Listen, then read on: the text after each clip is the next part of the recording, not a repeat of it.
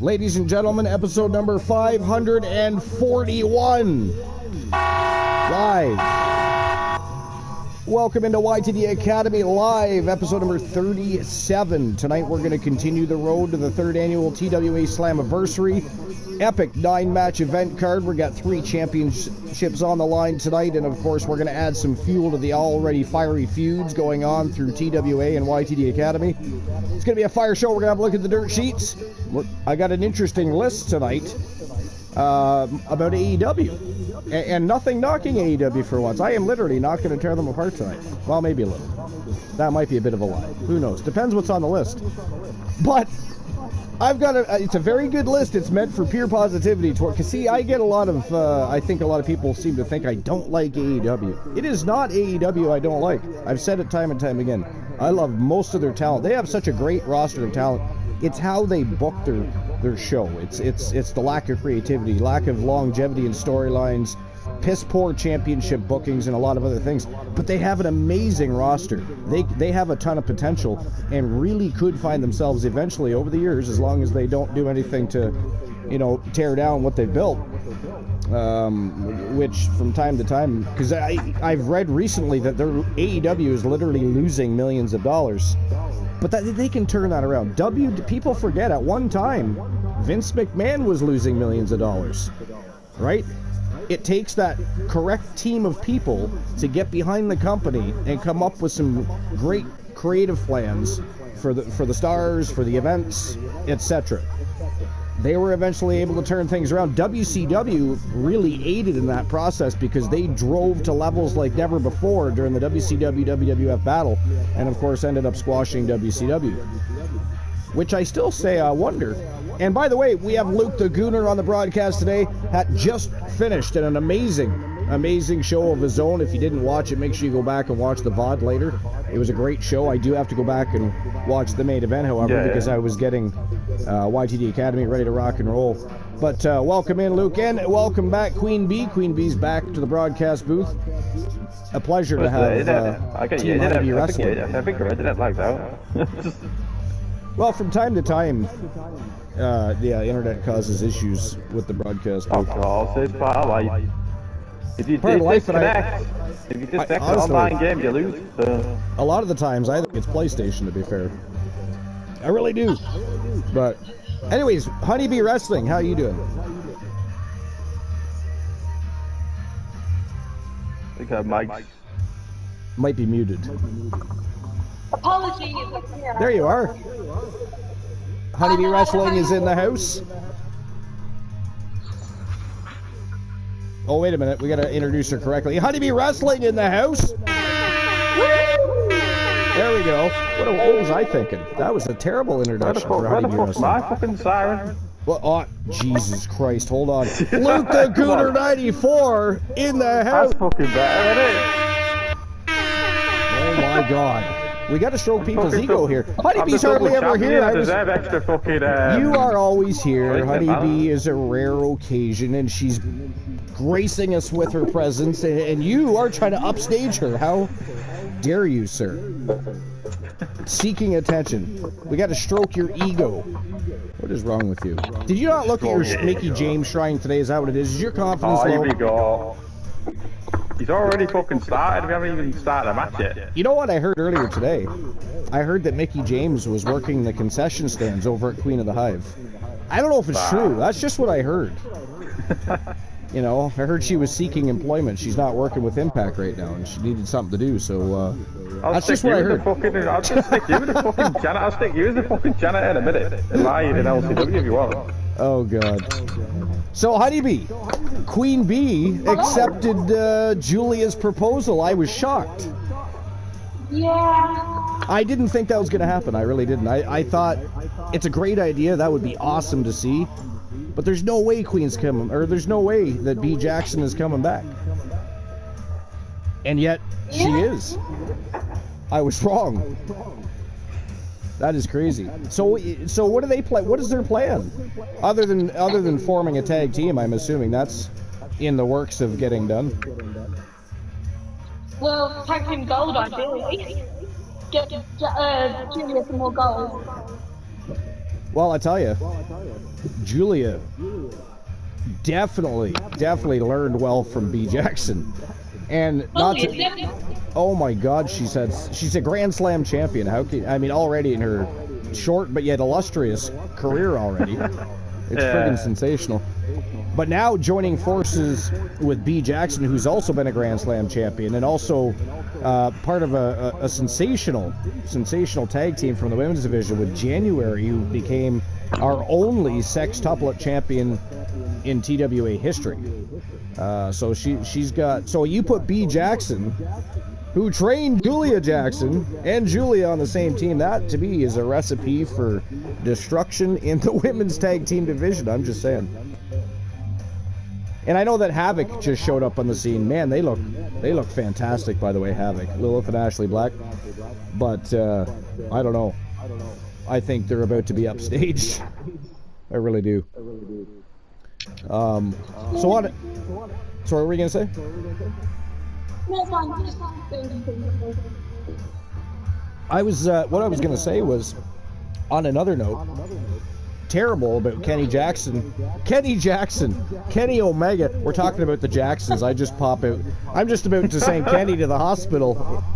Talk about starting your own news and rumors. Kenny Jackson admitted to the hospital, out for an indefinite amount of time, according to Archer's News. Anyways, Kenny Omega is out of action probably for a considerable amount of time due to diverticulitis. I'm so happy the doctors were able to catch that for him, and he was smart enough to step back, because he was working through a lot of pain for a lot of time, and he literally said, I can't take any more. We'll probably read something in the dirt sheets about it, but he couldn't take anymore. Doctors, of course, find out he's got diverticulitis, and the man is smart enough, even though he's at the top of his game, smart enough to draw back and go and heal his body.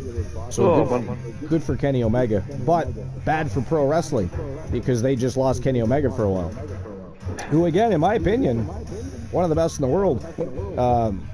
Now, Luke and Queen and I were talking, and we think it's weird that when you talk about best wrestlers of all time, whether it be history or current, for some reason Kenny Omega's name either gets left out completely or gets pushed way down to a stupid spot on a list. It's like, guys, how do you not have him at least in your top 10? He's fantastic, but now he's going to be gone. I think it's because he hasn't really done much in the last couple of years, probably. Well, I mean, he's been doing things, just nothing. As in terms of use. Nothing really significant is the problem. But that's what AEW has to stop doing. Stop bringing these great superstars in, giving them a quick push, and then benching them for the most part. He has been good though. Kenny Omega should have been on a weekly Dynamite or Collision, or he should have been doing, but he was doing stuff outside of AEW as well as stuff for AEW. So if it were me, I can understand letting some of your younger talent that just come into the business go and wrestle for other promotions while they're under contract with AEW. I don't see too much problem with that, other than the fact you do risk injury. There's a reason WWE doesn't allow it, because they don't want their top stars getting injured on somebody else's promotion and not being able to attend one of their biggest shows of the year or what have you, right? Yeah. But I sort of get it. They were trying to that's sort of a perk for people coming from the independent scene that are looking to get into a bigger promotion like AEW, so they can wrestle for other promotions. That's cool. Again, you do risk injury. Your body can only take so much in that industry. But with people like Kenny Omega, people like Chris Jericho, people like MJF, I absolutely would not want my top stars wrestling for other promotions, for simple fact, again, the risk of injury, and if they're not able to show up to say Double or Nothing because they got hurt over an Impact Wrestling or over a New Japan Pro Wrestling, that's not good for AEW. Great for New Japan. Yay! They got ratings for a day. They just fucked up one of their pay-per-views, potentially, for AEW, right? So it doesn't make sense to me. Again, for the younger talent, sure, because they're still used to wrestling for different independent promotions to get their name out there and make money. They want to make money as pro wrestlers. And so, but when you've been in the business for 6, 7, 8, 9 years, and been part of bigger promotions that have a much harsher work schedule, you don't want to allow those guys to continue doing that. You know, if they want to go and work commentating or do promotional work for an independent scene that they like, no problem, right? That's not or shouldn't be a problem. But as far as wrestling for them goes, you got to pull the reins somewhere. You got to slow that horse down at some point, you know? Just like Edge, literally Edge just told Darby Allin the very same thing. If you want to have any longevity in your career, you need to tone things down, because Darby Allin is like Jeff Hardy. He's a new age Jeff Hardy. He really is.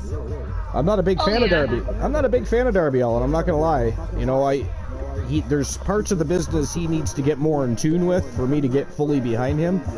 But that aside, when I watch him in the ring, I mean, for such a little guy, god damn, he does cool. You know what I think sometimes? This is kind of funny. When I watch Darby Allin, sometimes I think of Poindexter.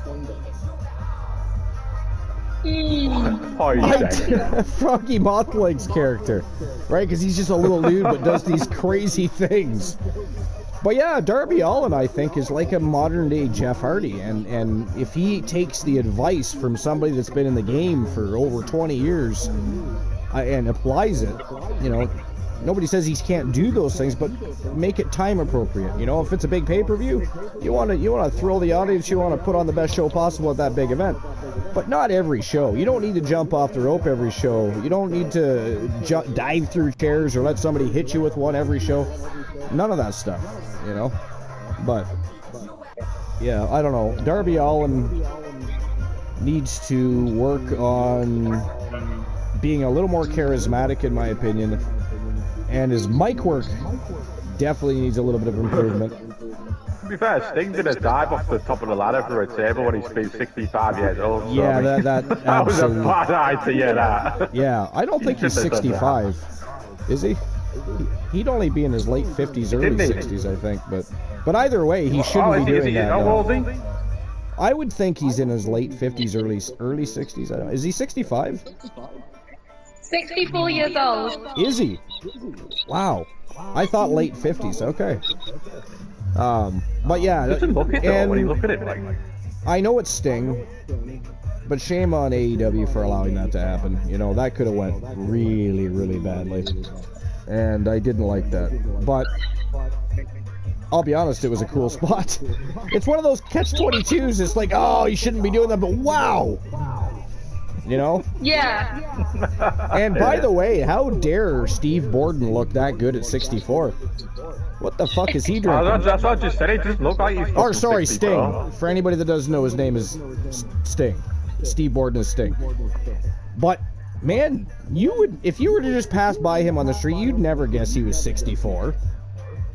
No, he looks fucking young in the face. Oh, fuck yeah. That's what I said. What fountain is he drinking from? I want to know. We need to know this shit. Where is my... I don't even have my dashboard open. Man, I wish I could look back to when I get to that fucking... I wish I could look back to when I get to that age, man. Fucking hell. Right? I think we all wish we could look that good. When we're 64 years old. Alright. I got my dashboard open just in case there's any sort of fucking villainy going on. Actually, this is YouTube. There will be no villainy. They can't do those things here. Yeah. Haha. So, Glenola, if you're listening, haha, fucker. But, although he usually does find a way to start ribbing me or something. Yo, Strife! What's going on, Strife? What's new and exciting, my friend? Did you just get here, or have I been ignoring your ass? I'm perfectly fine with ignoring you, to be fair. Luke was talking mad trash about you before you showed up. Luke was saying that the Gooner would destroy tables.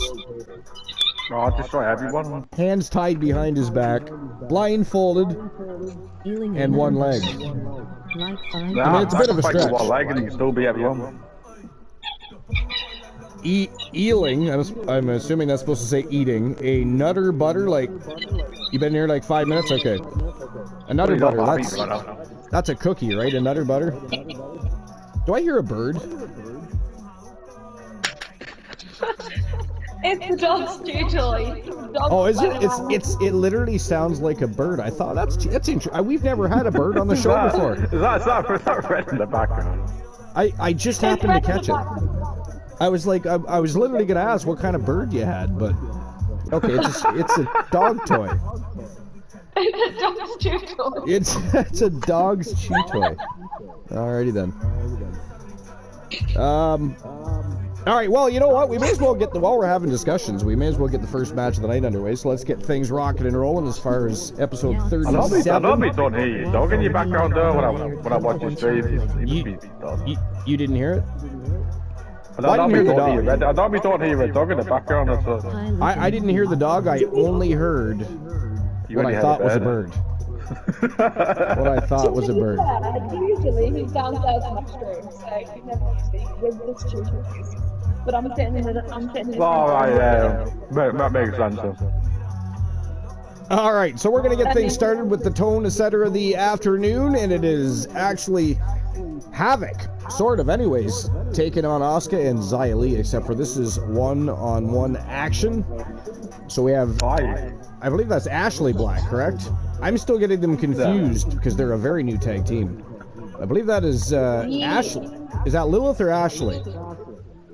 We got Ashley with the bracelet resolve.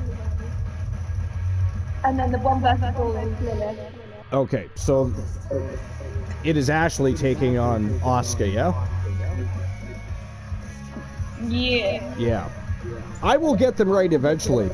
I mean, other than being phenomenal in the ring, they are just, you know, a very niche tag team, so I forget their names. Well, I don't forget their names, I forget which one's which.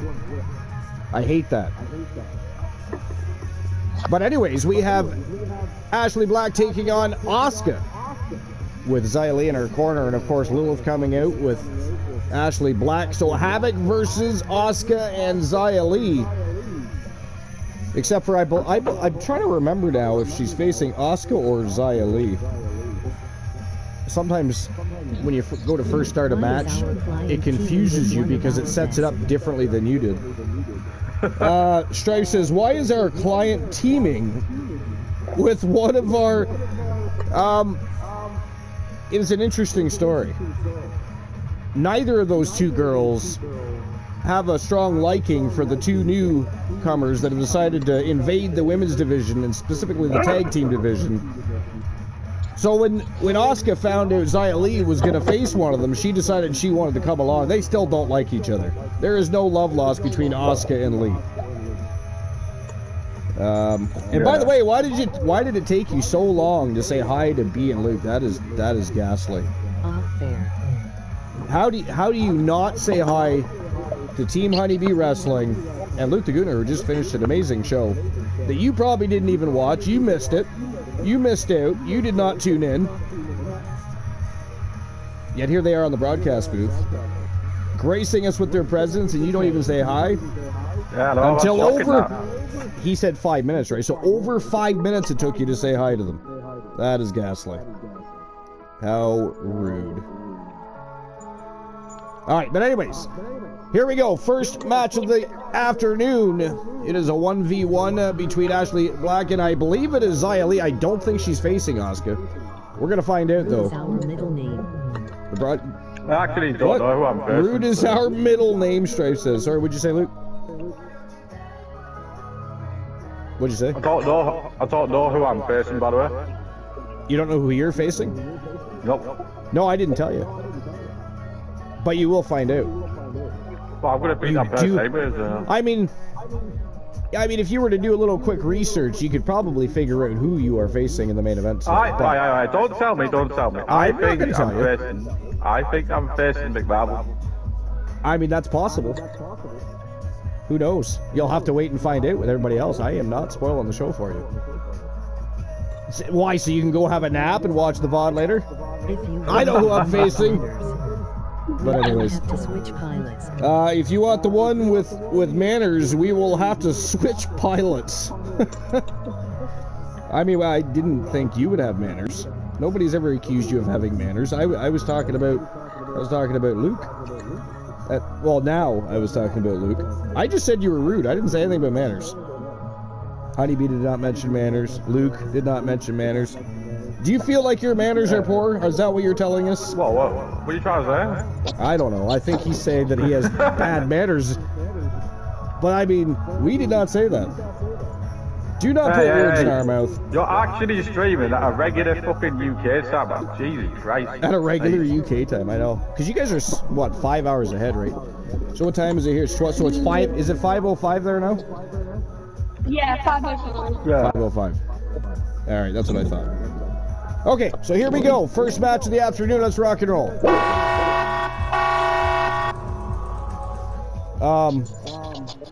was I going to say? It's afternoon for you now, Archie. It is noon. It's 12:05. Oh. 12:05. Now, I think normally we're more like 4 hours ahead of you guys, but we had time go back on us, so we went back a full hour. On the way to the ring. Team Havoc actually literally caused Havoc their first matchup in TWA. Picked up a big W. Looked very impressive. Tonight is not about tag team action, though. It is a 1v1 matchup. Alright, so anyways, we may as well have a look at the dirt sheet, see what's going on there. There's not a whole lot. It's kind of weird. I thought there'd be more news and rumors swirling, considering the time of year, etc. But here's some backstage rumors. Latest on CM Punk. Punk is always in the friggin' rumors. He's already re-signed, and yet they're still talking about him daily. But Sami Zayn and more. This is by Eric Beeston from Bleachers Report. To be fair, I don't read a lot from Bleachers Report. I find they're not as accurate as other sites, but it happens to be a Bleachers Report, so it is what it is. But in comparison to other articles we read from different outlets, I find them not quite as good as... But it is what it is. So here we go. Yeah. It's like trying to listen to everything Dave Meltzer says. So, the wrestling world, right? So the wrestling world remains abuzz following the return of CM Punk to WWE, so it's no surprise that the rumor mill is still dominated by the best in the world, as we just said, yeah. The 45-year-old remains at the forefront of insider reports, but why? We're going to find out right now. So, update on CM Punk's presence in NXT. Mike Johnson of PWInsider.com reported there was a massive, genuine excitement at the PC or Performance Center yesterday when Punk surprised everyone by showing up and spending the day with the talent. Punk did not appear on Tuesday night's edition of the Gold Brand, but he was in attendance backstage, according to Sean Ross Sapp of Fightful Select. And this is a quote. He says he was backstage and willing to help anyone who asked for it, and even hanging out with the talent in the lounge. Punk was also watching matches with talent and giving them feedback. Fightful's Corey Brennan also heard that Punk was moving around the area, including Gorilla, and behind the hard cam area and tech crew observing. So it looks like he was checking out some of the production as well. Punk explained in the 2012 WWE home video release, CM Punk's Best in the World, that he had learned the production side of the business from Paul Heyman during his days in OVW, or Ohio Valley Wrestling, including the timing of shows, and considered it to be invaluable to his development. It's not a surprise that he would take an interest in what goes on in the gorilla position or any other aspect of producing WWE TV. It's also no shock that he would be backstage working with the young talents in NXT. Well, I think that depends on who you ask. I think, a lot of people just think Punk is, useless for the most part. Those that don't like him, of course. I don't think they realize exactly what it is, especially IQ-wise, that he has to offer the business and the younger talent coming up. But so several All Elite Wrestling talents expressed appreciation for Punk's willingness to help young stars in the company, including his now fellow WWE superstar Jade Cargill, per the Bootleg Kev podcast. Britt Baker also spoke of Punk's willingness to give advice during his stint with AEW during an interview with the Maggie and Perloff show. And this is a quote from there. It says, CM Punk coming back to wrestling was one of the most historical things in AEW history, and always will be. You can't take that into the wrestling books. I'm really thankful we got to work with CM Punk. I learned some stuff from him. He was always really helpful and willing to work with the younger talent. Perhaps more than anything, that is the legacy Punk can leave in this run with WWE. He's already a huge star. He will probably headline premium live events and should main event WrestleMania at some point, if it doesn't happen at 40. Passing on his knowledge of the business and giving back to the industry via his work with next generation of stars could be what helps define him in the second go-around with WWE. Punk's influence is being felt elsewhere within WWE, according to the Wrestling Observer newsletter's Dave Meltzer, which we were just kind of talking about. The best in the world has sparked renewed interest in the WWE product at the right time, with social media numbers skyrocketing and his presence across the company's television properties moving the dial. Monday Night's Raw segment featuring Punk's contract decision and face-to-face showdown with Seth Rollins saw a jump of 377,000 total viewers, or 25%, according to Brandon Thurston of WrestleNomics. In fact, every time he appeared on television Monday, the show saw an increase in viewership of some kind. His appearance on the Tribute to the Troops episode of SmackDown last Friday saw an increase in overall viewership in the all-important 18 to 49 demographic. The buzz is real. People are tuning in specifically to see what he's doing, and according to Meltzer, it is driving changes in the television's rights negotiations for the company's flagship show, especially now that Punk has pledged allegiance to Raw. Latest on Sami Zayn. Meltzer also noted that on his Wrestling Observer radio show that Sami Zayn requested time off, hence the injury angle filmed a week ago on Raw, in which former undisputed WWE Tag Team Champion was attacked by Drew McIntyre. Zayn has been a workhorse for WWE over the last year and a major driving force for some of its most celebrated and productive storylines. His work as part of the Bloodline storyline is well documented and culminated in one of the great emotional main events in recent memory at Elimination Chamber in Montreal, where he came up short in dethroning Roman Reigns for the Undisputed Championship. He teamed with Kevin Owens to end the historic reign of the Usos as a tag team, well, tag team champions anyways, in the main event of Night 1 of WrestleMania 39 in what was a legitimate match of the year candidate. It was a really good match, yeah.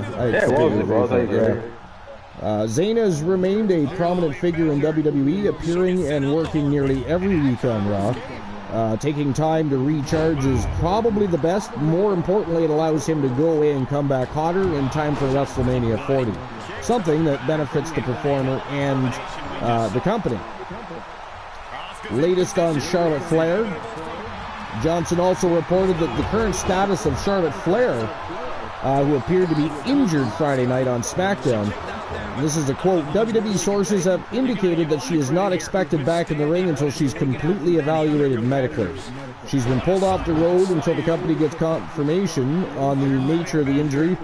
We are told the company is working on setting that up right now.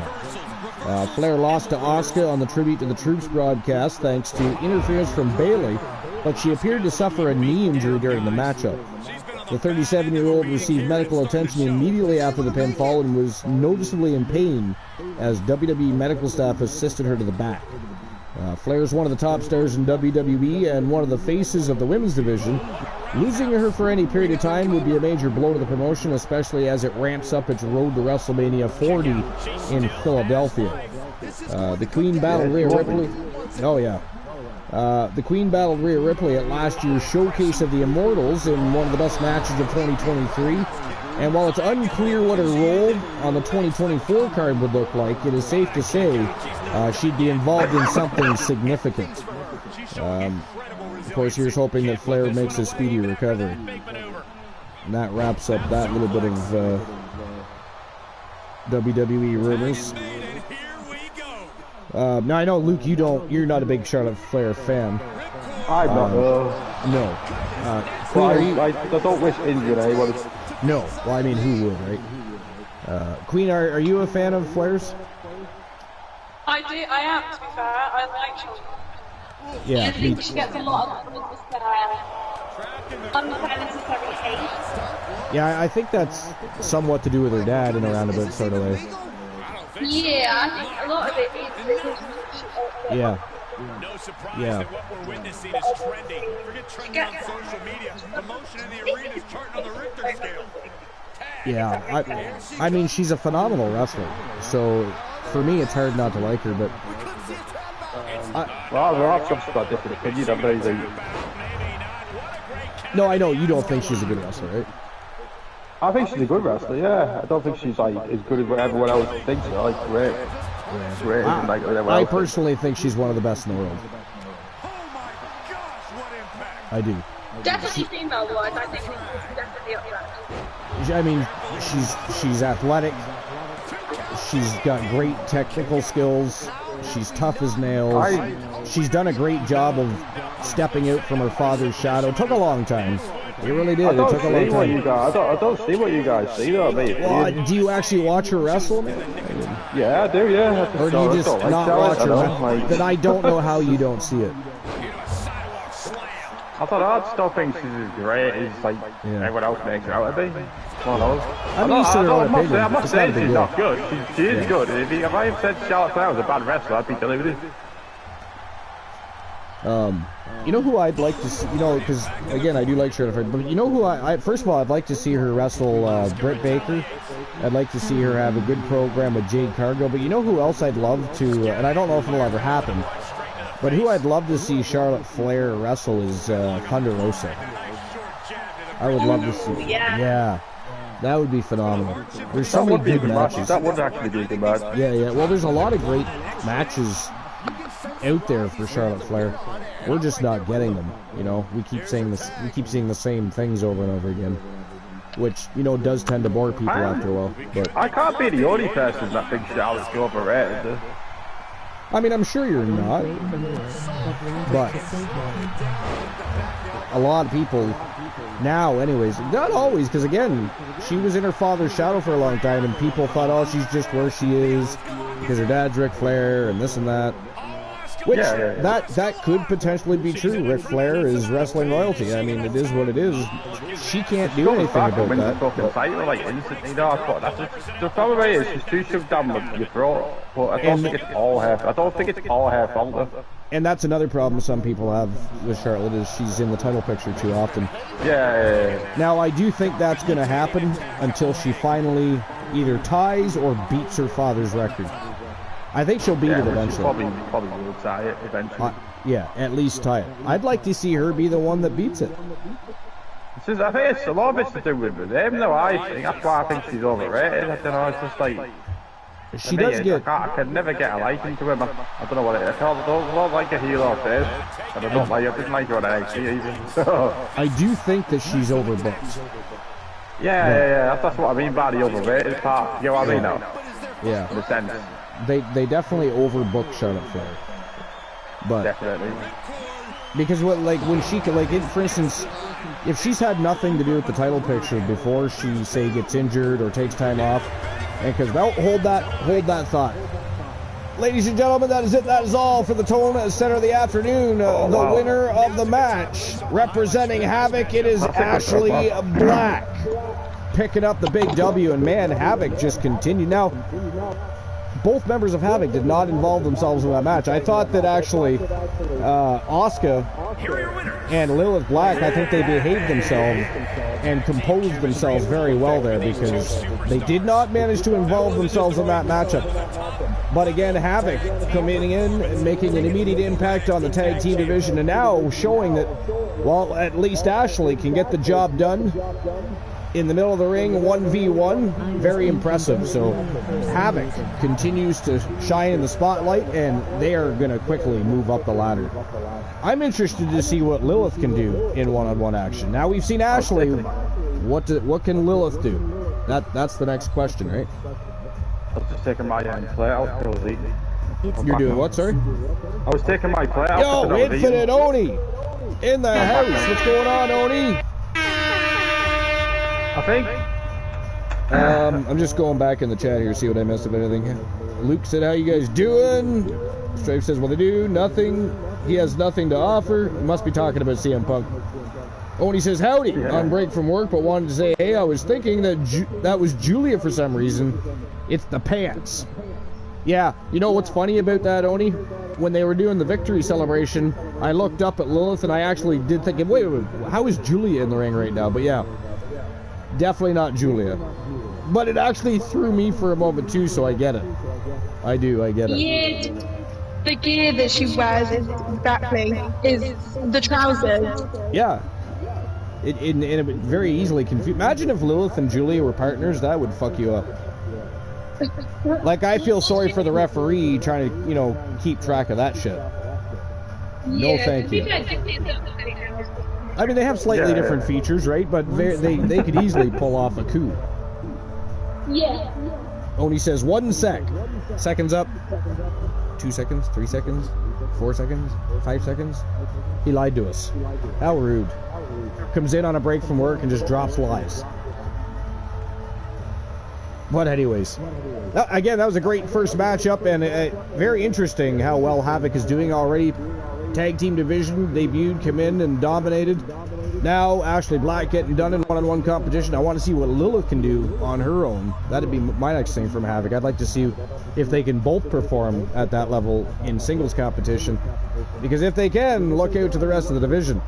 But that was a fantastic matchup. So again, congratulations to Havoc. Alright, on to the next match. We're going to take a trip to the men's tag team division. And it is Los Lotharios accepting a challenge from the Coalition. The Coalition have actually been doing fairly well in the tag team division. It is not.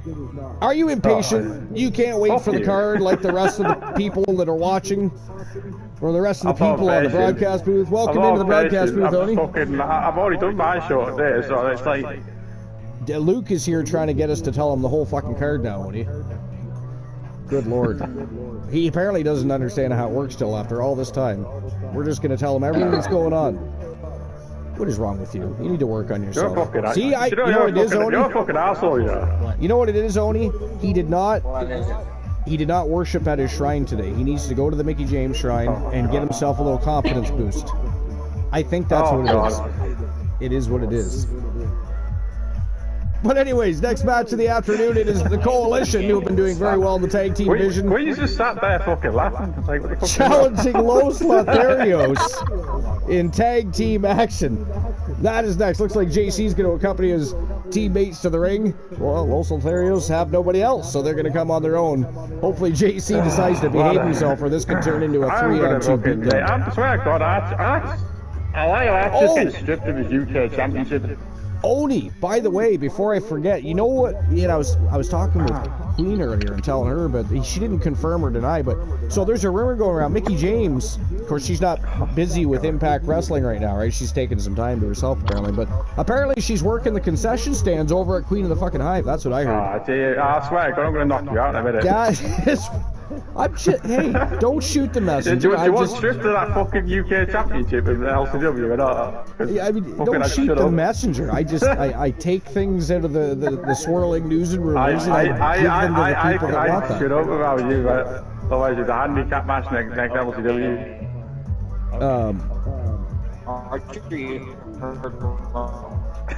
You fucking prick. Janitor over in DW. Now, Luke, have you added anything new to the shrine? We know you spent $578.97 on Mickey James panties from eBay. Have you thought about maybe adding like a bra to that? You could have an ensemble. How long does it take you to mention the shrine or something? I don't fucking know. I don't have one, for fuck's sake. Oh, we did not mention it right away. We were talking about other things before the shrine came. Hey, it is not our fault you have a shrine to Mickey James. Oh, yeah. Not that we have a problem with that. That's cool. Action figures, posters above your bed and all the 9 yards. Whatever. Candles. Hey. You gotta do what you gotta do sometimes, alright? So what did you add? Did you add anything? You gotta do what you gotta do sometimes. So, now how many posters do you have? And are any of them God. signed? Are any of them signed?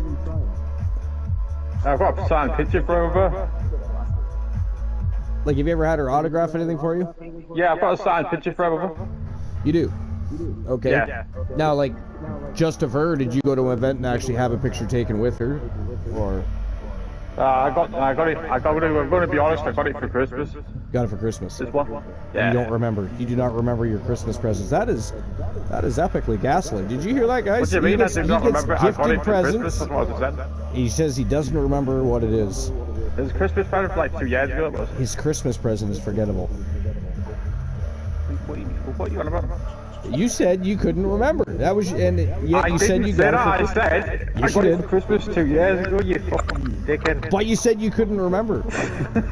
Didn't? You did. We have a VOD. You know that, right? I don't care if you have a lot of that. I don't care. It doesn't matter if you have a VOD. I will fuck you out of your UK championship. It doesn't matter Constant if we have a threats. lot of that. Constant I'm the Rock, threats. mate. How dare you?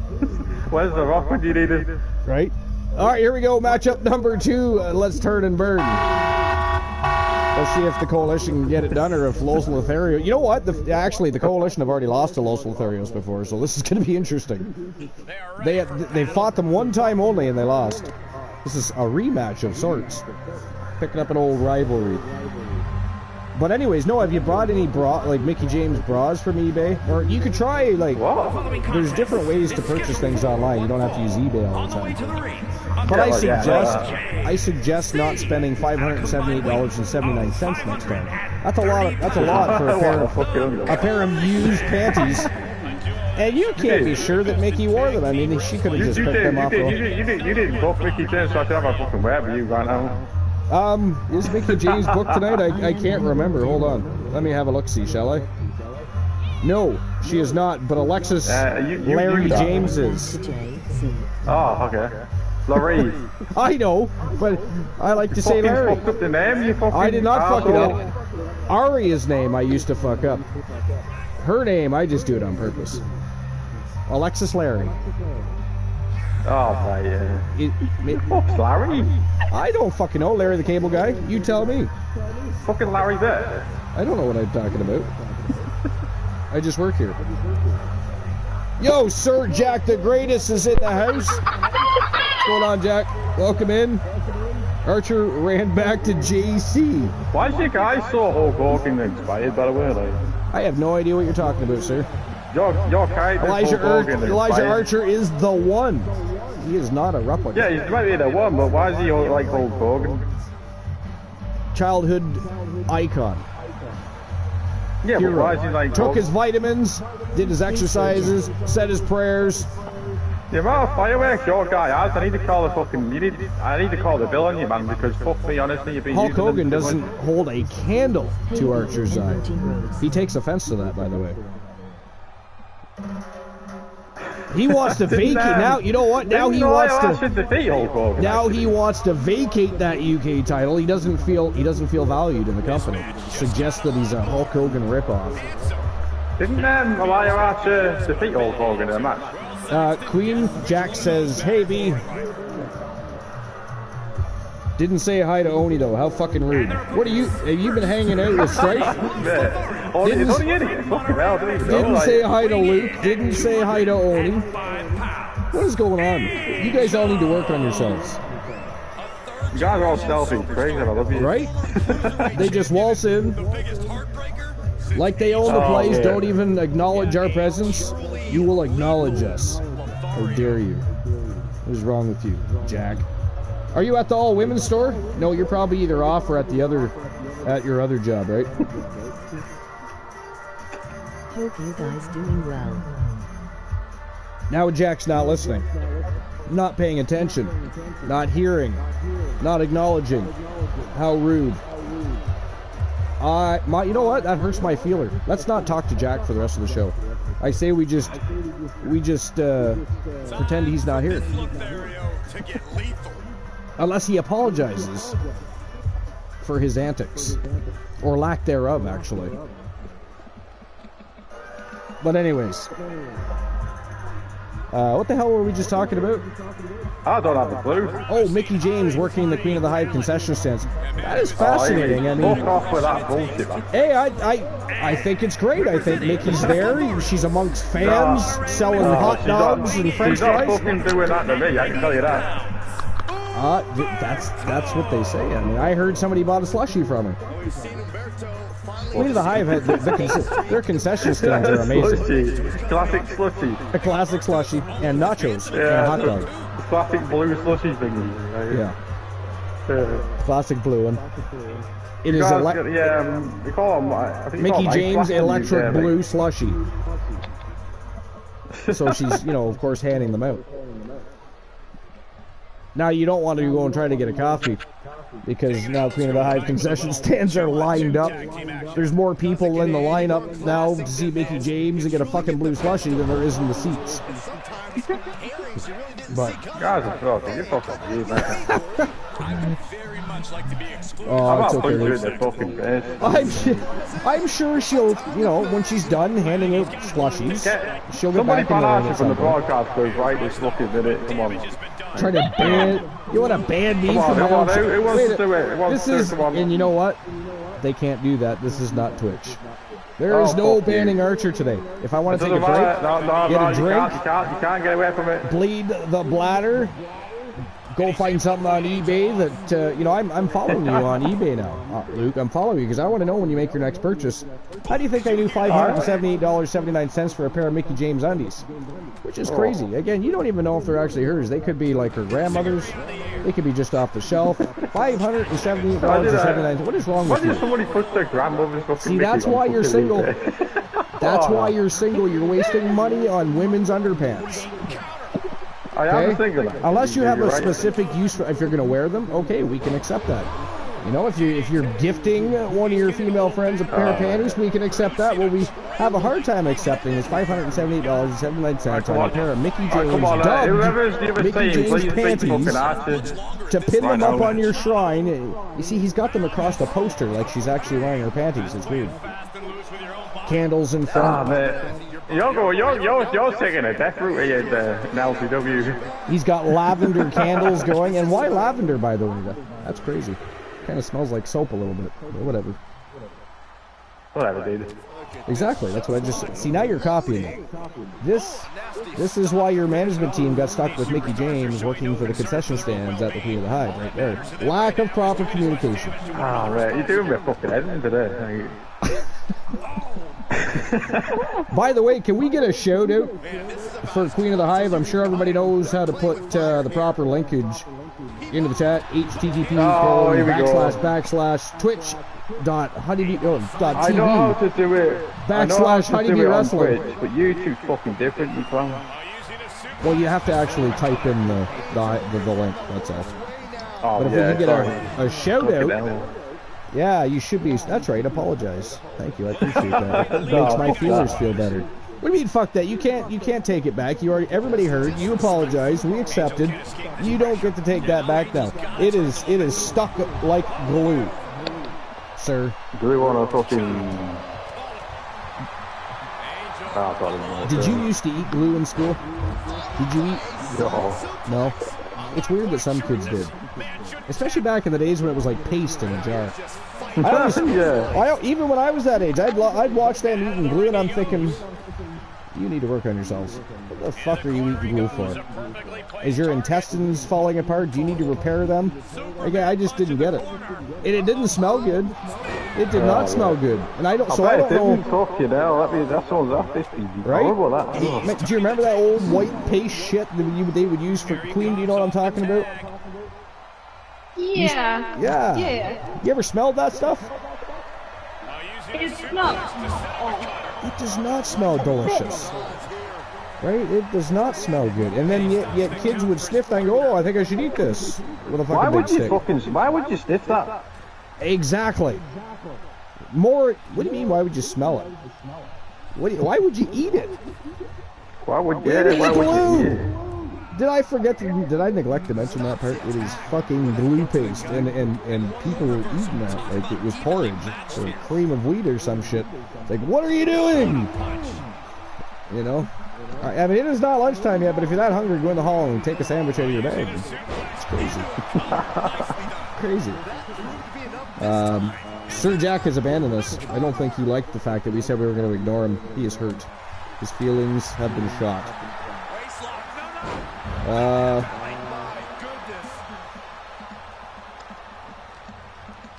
Oh, that's Luke. I was sitting there looking at Luke Ballmer, and I'm like, who the fuck is that? And I'm like, oh, yeah, that's Luke. Yeah, that is me, fucking idiot. Hey, I do that once in a while. I see Luke Ballmer in there instead of Luke the Gunner, and I'm thinking, what the fuck? But yeah, you could be like Glenola. Glenola's got like 4 YouTube presences. He can come in under about 4 different names. Or maybe it's 3. I think it's 4, though. I could change it to Luke the Gunner, like, but I just didn't really think about that. It doesn't matter to me. It just confuses me. Really much like Lilith and Julia confuse me. Again, I would not want them as a tag team. That would just fuck with my head. How dare you ask how Jack is doing? He did not ask how you were doing. Do not crawl to him. Jack got banned one time, didn't he? Jack is a very selfish man right now. But you know what? He probably is at the all-women store, so he's busy talking to all the ladies. Jack's fucking never in the broadcast booth. He bails on us. Right? He tucks tail feathers and runs. He's just like, he likes to run away. It's like we're not good enough to hang out with. It is rude. It's shocking, honestly. Like, it is rude. But anyways. Jack, what have we done to us, man? What have we done to you, mate? Come on. Right? What have we done to you? What has Honeybee Wrestling ever done to you, Jack? You know, we bring the finest people onto the broadcast booth, and you just simply ignore us. Refuse to join us. You know what he does is he'll join sometimes before the show goes live. But as soon as he has any indication, I swear, I tried to sneak one in one day. I tried to start the broadcast with him still on the booth. I don't know, it's like he's got a sixth sense or some shit. I no sooner he hit broadcast and he left the party. I didn't even say anything. I was like, holy fuck. He thought, fuck me, I don't like this live. Right? He was like, fuck you, Archer. Yeah, so that didn't work out well. But great to see Archer is live earlier than 10 p.m. You shut your mouth, Jack. Nobody asked your opinion.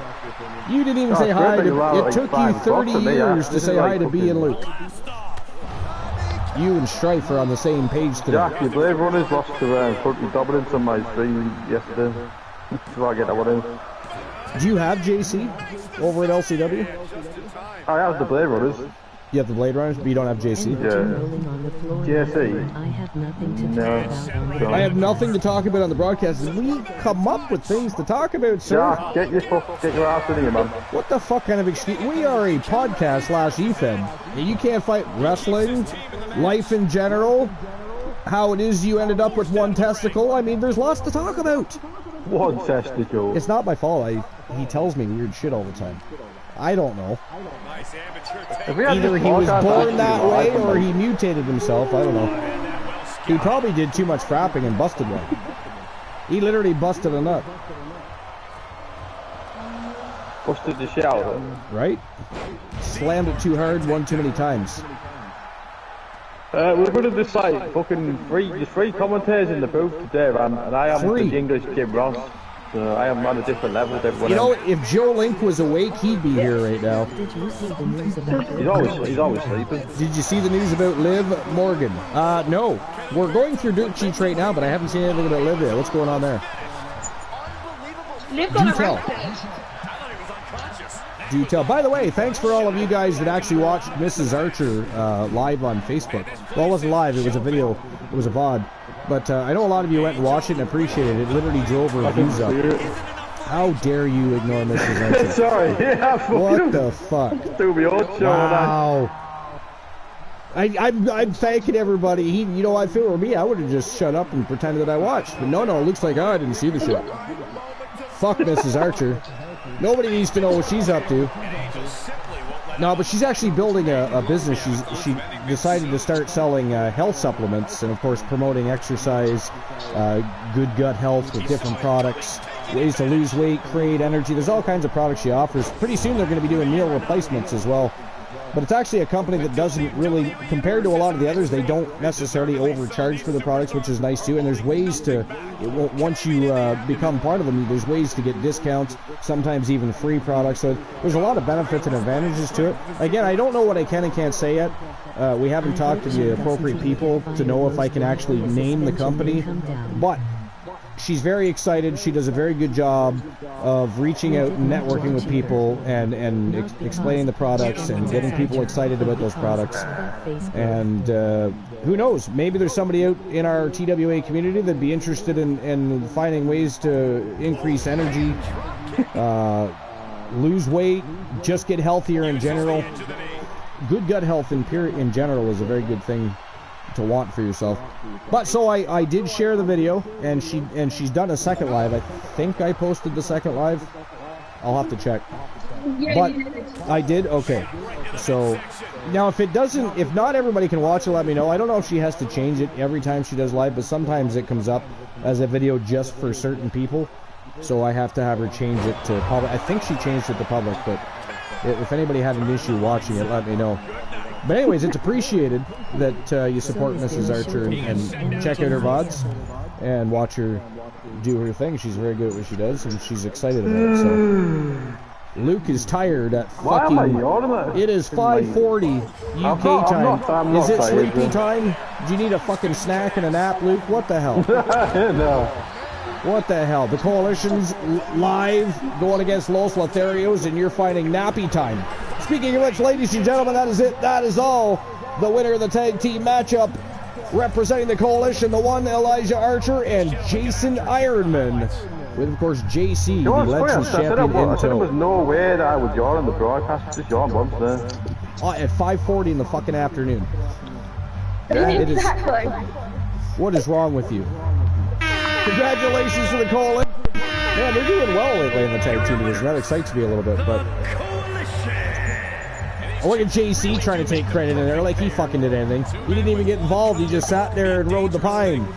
Oh, that is, of course, that's just like one of Sir Jack's wrestlers to pull something like that off. Let's watch everybody else do the workload, and then we'll get in and celebrate, for fuck's sake. But anyways, so is there a show tonight? There is, in fact, going to be a show tonight. I'm going to go live on Twitch later today and do a tournament. Suspension, I don't think Liv Morgan's going to get suspended. Not back to back, though. I do need time to touch myself, have something to eat. There's things to do. So it can't be back to back. I have done back to back shows before. That's never fun. And by the end of the day, I don't have a voice. I mean, there's always a possibility. Me and I get first I'm doing a MPW Queen of the Hive. You're doing a Queen of the Hive today? Today? The Queen of the Hive MPW during the show. What time?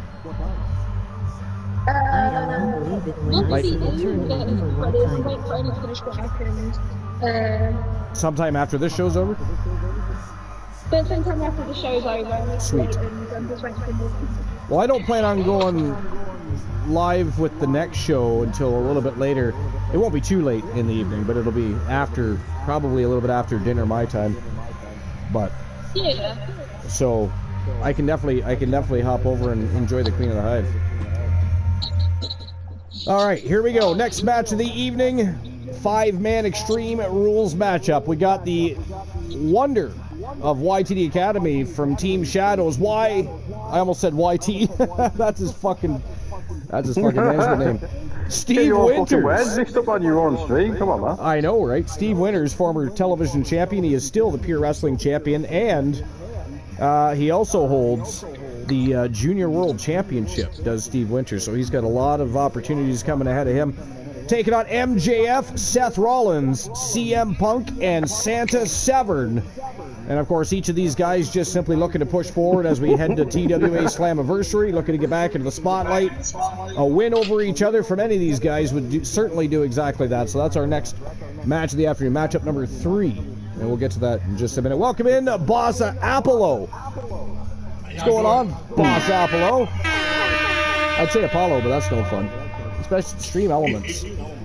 Or not Stream Elements. The text to chat always calls you Apollo. That's funny. Jack says, I believe it when I see it. Tournament for what title? I don't know. It's a surprise. Nobody knows. There is no leaked info. Therefore, I don't know. He showed up, did he not? Who showed up? JC? I keep winning. I would have won everything. Must be talking about JC. Yeah, he showed up after, you know, they did all the work. He just sat ringside, did nothing. Didn't try to distract the referee. Nothing. Didn't go over and try to distract Angel or Humberto. Forced the coalition to work all by themselves today. But anyways. Sorry, what'd you say, Luke? I said that I have DJ Snow and S Corner in my universe. DJ Snow. The War Raiders. The Beast. I'm not sure what entrance to use for the War Raiders though. That's the thing. The War Raiders? Oh, the War Raiders are on a bit of a decline lately. I mean, once people figured out how to beat those guys, they've been on a bit of a decline ever since. Escanor hasn't won in a while. We haven't seen Bobby Lashley or Brock come up with a big win lately. It's the LCW signed contracts to the War Raiders. Roman Reigns is really the only consistent one from the War Raiders, really. But yeah, I have no idea what team Lionson Escanor has been up to, and I don't know. Nobody's seen Escanor in a while, so I don't know what's going on there. But anyways, back to Jack saying I'll believe it when I see it. I mean, yeah, I mean if that's the attitude you want to have, that's fine. I mean, you know, you could be up here on the broadcasting for this, enjoying conversation, talking live with the masses about the upcoming tournament. Surprise show. Wrestling, man. You know, talking about wrestling, talking about Mickey James Shrine at Luke's house. There's all kinds of things to talk about, including Mickey James working in the concession stands at Queen of the Hive. So there's things to discuss. You need to get that arrested, man. I'm going to fucking put you in a handicap match. I'm going to put you in a handicap match. Wait a minute, you can't do title matches and handicap matches, I don't think. Can you? Doesn't matter, but that's not. I'll strip you of the championship. That's not in the cards. Oh, you're just going to strip him of the championship. I'll do it, Vince, but I'll strip you of the championship. Boss King. Public Enemy is here. I believe that is that Titan G? That's Titan G, I think. Or it could be Leo the King. I always get them confused. I think that's Leo. Is it Leo? I think it's Leo. He says Leo. It's one of them. We know it's one of them because they always come in and say Public Enemy is here. Even if it's only him just here. He wants to know that he's representing. All right, here we go. Matchup number 3. Fatal 5 Extreme Rules matchup. Let's rock and roll.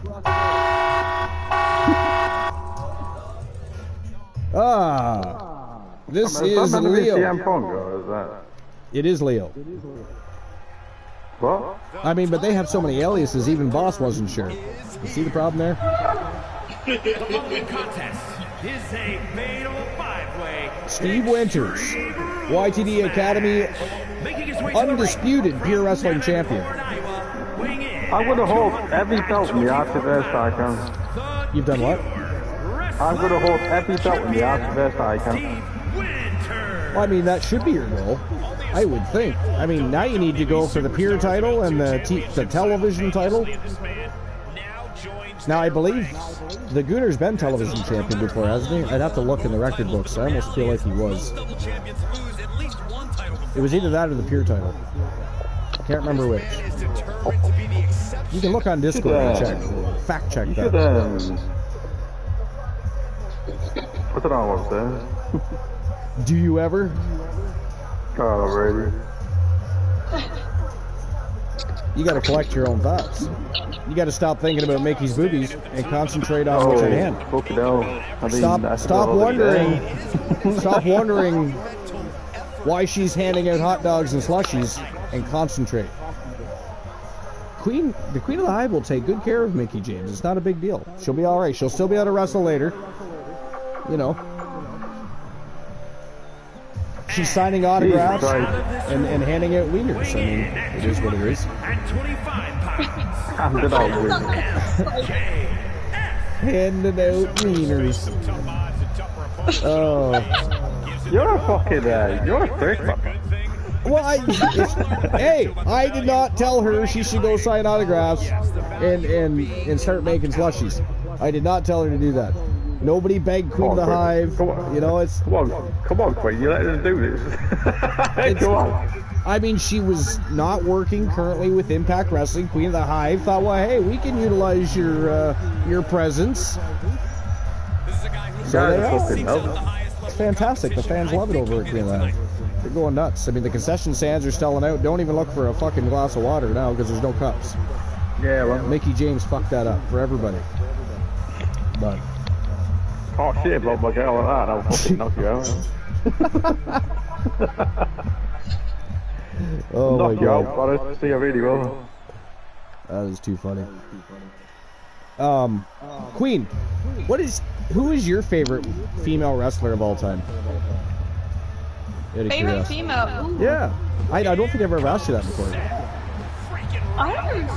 I mean, I would probably say it's got to be someone like Lita or Trish Stratus. Yeah. Lita's phenomenal. I would say Lita. Yeah, I've always been a big Lita fan myself. Trish Stratus. Well, I mean, Trish Stratus is just an icon. I mean, what she was able to do for pro wrestling, especially at that time, was huge. I mean, she wasn't the greatest female wrestler in the ring, but she was a fantastic entertainer. Charisma out the roof. You know, she had what it took to be. She was like, in my opinion, she was the Shawn Michaels of the women's division at the time.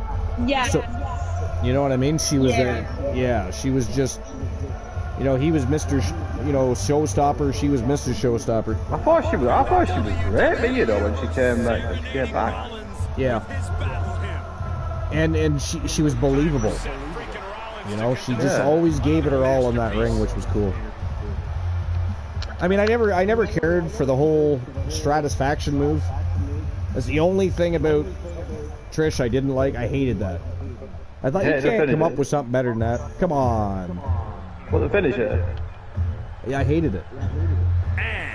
I did.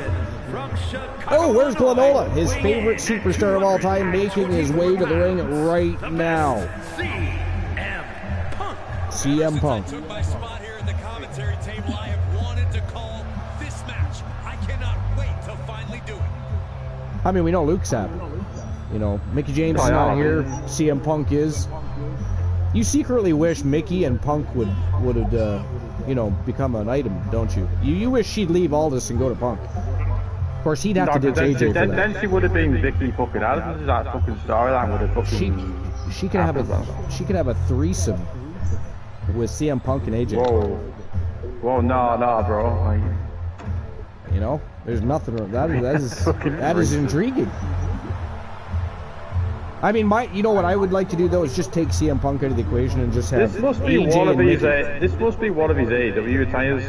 That before I started watching it. Yeah, it is. Yeah. The look of focus and determination on his face. He wants to show the world. It is. It's one of his. When he had the shots. Now we also know that Honeybee's favorite male wrestler, obviously Adam Cole. Yeah, no shit, look, fucking hell. What about you, Luke? What's your favorite?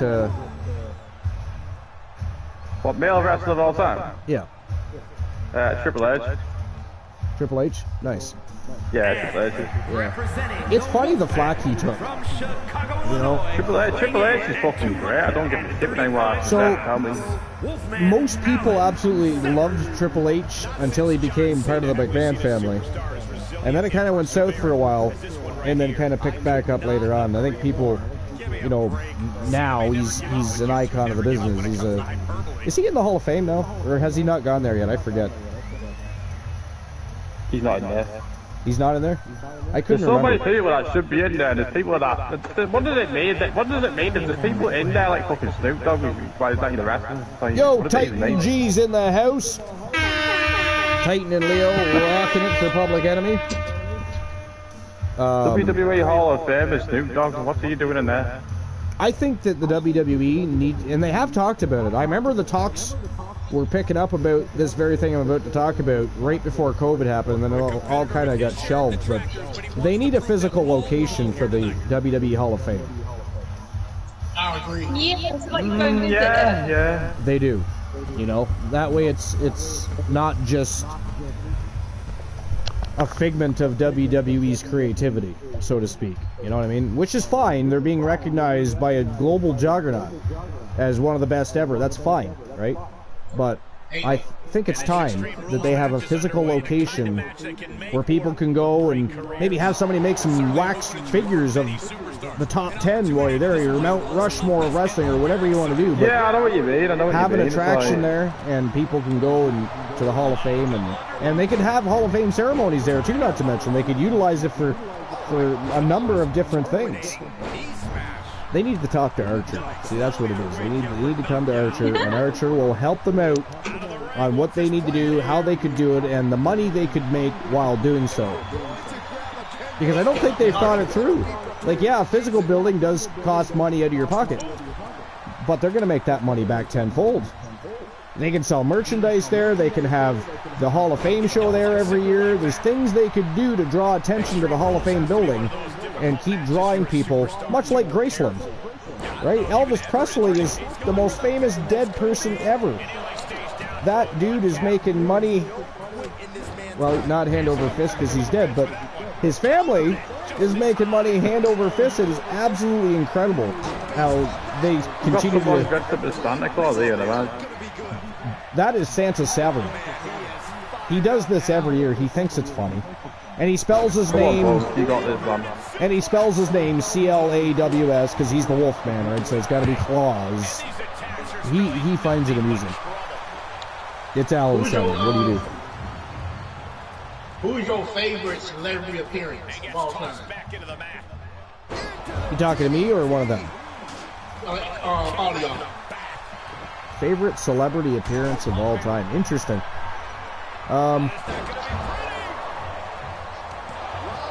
It's mine to be quite a recent one. I was going to say Pat McAfee. Okay. Yeah.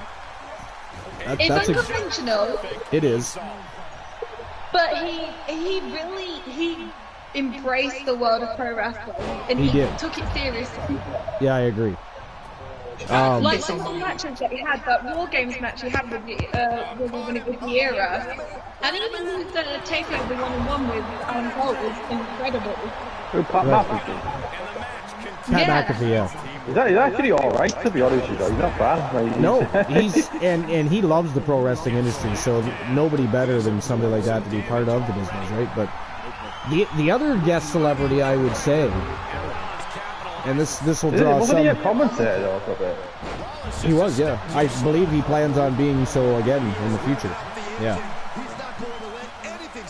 But the other one I would mention, and you know, some people will hate it and some people won't, but Donald Trump. I mean, he had a huge feud with Vince McMahon, and he's been a guest on WWE programming time and time again over the years. So I would say he's, because of that feud with Vince, of course, Vince ended up getting his hair shaved bald, right? If everybody remembers. That's yeah.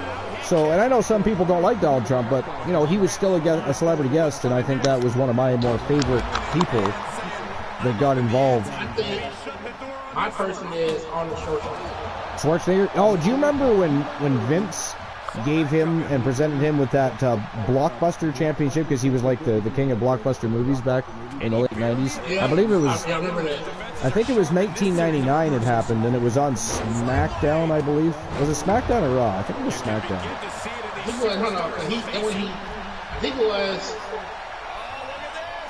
It was what? SmackDown. Was it? Yeah, it was when he was promoting his End of Days movie. I do remember that. I think it was Raw. It was Raw? Okay. Titan G says, good question, boss, but mine is Mr. T. Oh, I love Mr. T. I loved the A-Team. That was such a good show. Holy Jesus Christ, Santa Claus just got pounded in the face by a set of steel steps. CM Punk is a savage. He's taking out Santa. What's he bringing you for Christmas? The Chicago-made Punk is taking out the North Pole celebrity.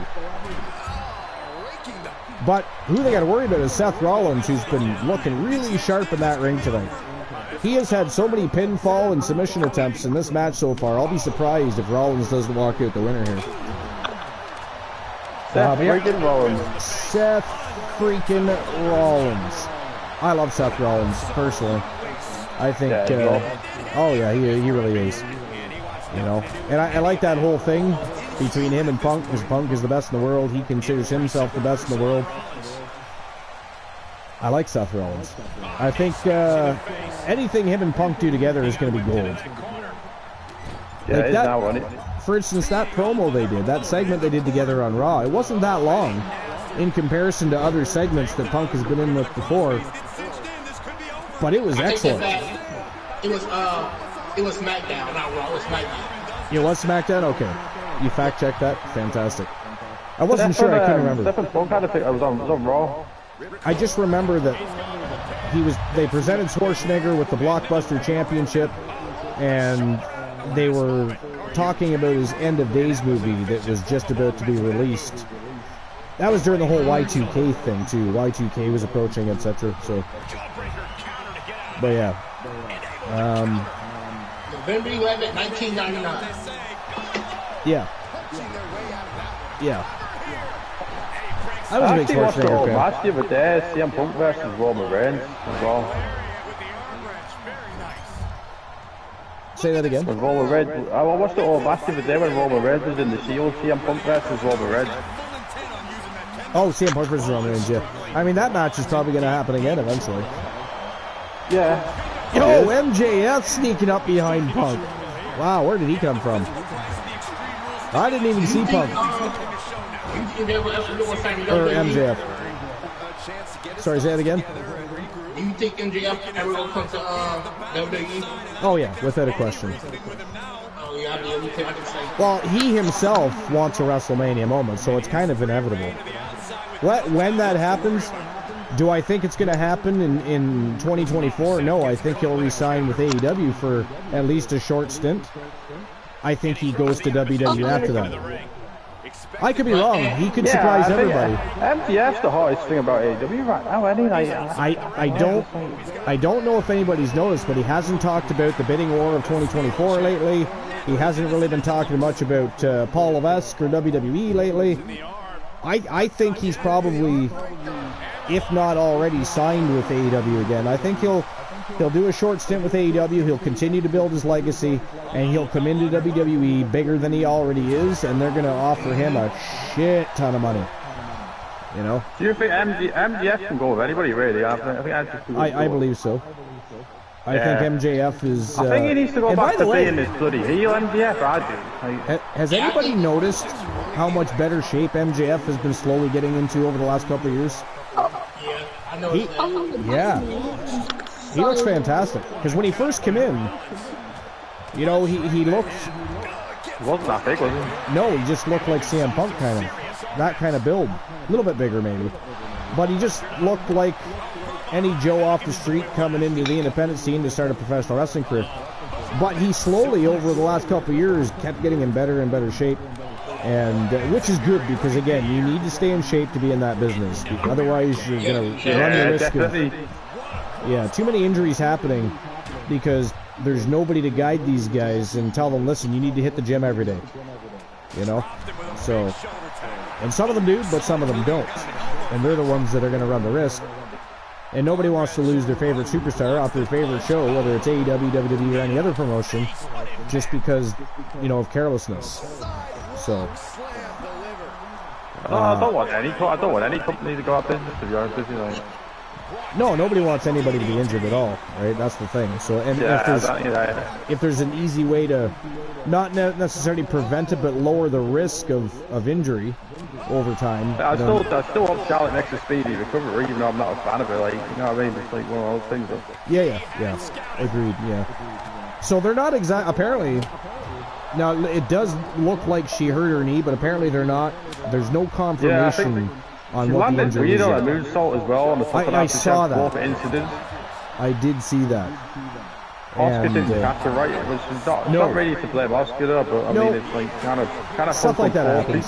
Comes from the moonsault, whether it comes from why would you do the moonsault if you've already hurt yourself? Number two, why would Oscar not catch her? You know what I mean? Because of two things. Yeah. Do y'all hear about Liv Morgan getting arrested? Yeah, well, I did. I don't know what the ramifications for that are going to be.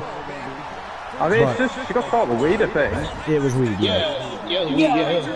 It's not that bad though, really. Like, oh shit! MJF just tapped out Seth Rollins. oh wow! Yeah.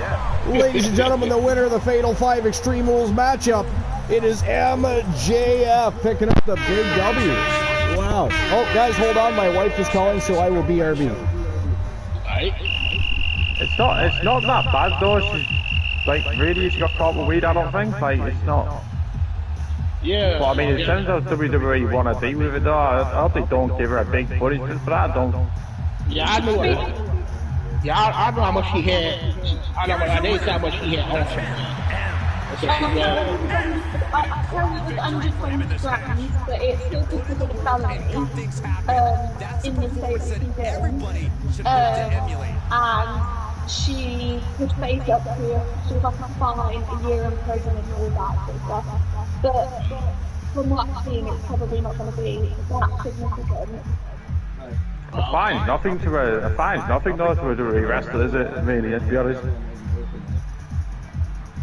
It didn't say anything about her being in jail though, did it? For like that long, did it? Hold on, she's still signed to WWE, ain't she?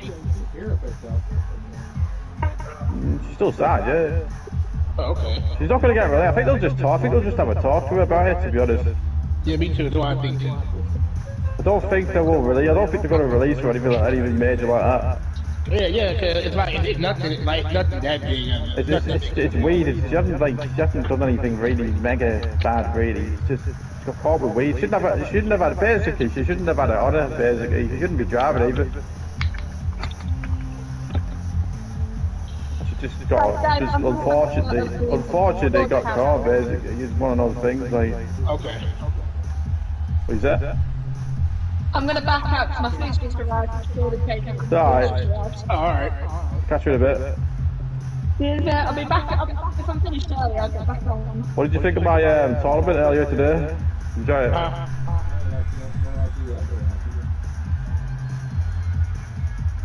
Yeah, I don't think it's anything major. I think she'll just talk to him about it. To be honest. Me too. No, I think the same thing. I don't think it's that. No, it's not like she's getting a criminal. I don't think she's getting a criminal record for that. I don't. Yeah, I don't think it's a big of a deal. Well, I don't know about you, but I doubt it being. Not to me. It's weed. It's weed, man. It's not even that bad. It's like people can smoke weed, man. It's not a huge deal. Like, it's not to me anyway. Like.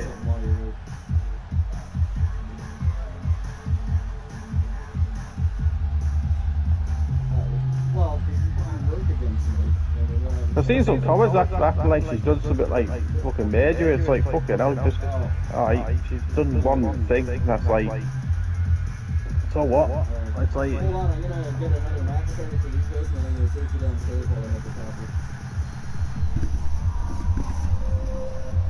I have returned, at least momentarily.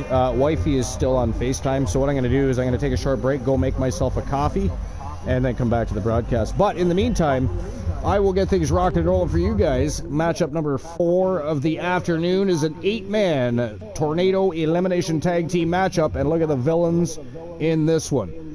We've got Phenomenal Soul, the Phenom Joe Lincoln, and Coach B. Henry taking on Jim the Anvil Neidhart and the Iceman, Christian Hart from Team Christian Cool. The Creed Brothers and the Wolfpack all going to battle. This is non-title. This is simply a war amongst tag teams and factions, but it's going to be a fantastic match. I'm going to get things rock and rolling here in just a minute, and I'm going to catch up on my chat when I get back. What did I miss? Anything, guys? Anything being discussed while I was absent that I should acknowledge, or anybody come in? I'm not looking at the... Everything is good? We'll still talk about Liv Morgan. Oh, still talking about Liv Morgan? It's an unfortunate situation. Again, I don't know what they're going to do about that. It's a weird situation. I won't say much about it. I'll just talk to her about it. It's a weird situation. You know what, though? Because it's not legal in every state, she may end up in a little bit of hot water with WWE or TKO. I don't know. We'll definitely find out. But anyways, I won't be long. Legal every state, like? you guys talk amongst yourselves. I'll be back. I'm going to grab a coffee, talk to my wife, and in the meantime, I'll get the match rocking and rolling. Are you guys ready for the next match of the day? Sound like a plan. All right, let's turn and burn. Let's go. And I'll be back. I think over here in the UK, if you get caught with it, I think you just get it took off you, I think. And that's it. Oh, yeah. Well, in America, like some states, it's not legal, so either they might take you to jail or they might give you like People get swept under the tug because cannabis is legal federally now. Is a fatal four-way. One mistake, it's one mistake, it's just one mistake, she's done that though, I wouldn't judge you for one thing. Yeah. Jim Neidhart. It's kind of lucky really if you think about it as well, like... The Hart Foundation. If you carry it on you though, you take the risk of getting caught. I know in the NBA, if it's still legal, if it's legalized, you still can't smoke it in the NBA. So they might still suspend the NBA. So I don't know how he would do it. I know in the NFL, NBA, they usually suspend it or something like that in the fine in those sports. So I don't know how WWE works. At a combined weight. Yeah, I don't know. People actually believe it's not that big of a deal. Like, You know, I said, but they got their own rules. They say, I know NBA say even though it's legal, they still can't smoke it. You know, so yeah, copyright or something like that. The same way for the NFL too.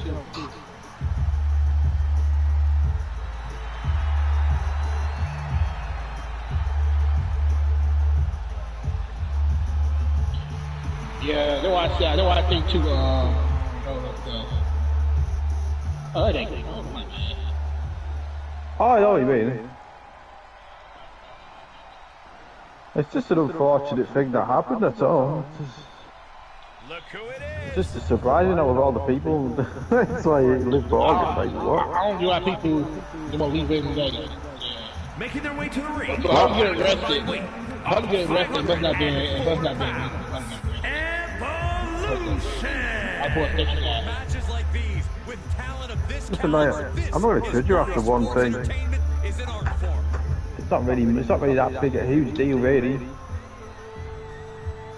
Is it a big deal, that? Oh yeah, it's not. I don't know. It all depends what state you got arrested in, or she got arrested at. It's not legal. I don't know. I don't live in America, so you're gonna have to. Yeah. See, in America, some states, like in some states, you can smoke it. In some states, but not all states. Okay. Not all states legalize it yet. So. Okay. That makes sense. Yeah, depending on what state you in, like like you buy like. If I buy it in a state called Ohio, and Ohio is legal, and then I drive to Indiana to get pulled over, I can go to jail because it's not legal in Indiana. Yeah, it's not legal in Indiana. Yeah, but like most states will obviously. I think like probably like 20 states legalized weed so far. That I'm mistaken. Go ahead, depending on what state you in. Yeah, I get you. It's like depending on what area you live in, maybe. And then another thing is, even though it's legal, some companies like NBA, the NFL, MLB, they got their own rules when it comes to that kind of stuff. Yeah, you got policy to follow and all that. Yeah, you got policy to follow. So that's the thing, if you're an athlete as well, you've got to kind of cut down on like stuff like that. And yeah, you do. Yeah, you do. You got to follow that policy. But I don't know about WWE. How they do. They really do like a testing thing policy. I think that Jeff Hardy did and failed it. Like a couple of like. Yeah, but I guess we'll see in a couple of days how they deal with it. I don't think it'll be that bad. Me either. I think it's only like 20 grams. I don't think. I think they'll just pull it. I think they'll make the layer return though a bit. They might say like, oh, you gotta they pull it aside and talk to you about it. how they might do that. Yeah, probably get home warning. Isn't she injured right now? So that's why she shouldn't be on TV. Yeah, I think she is injured.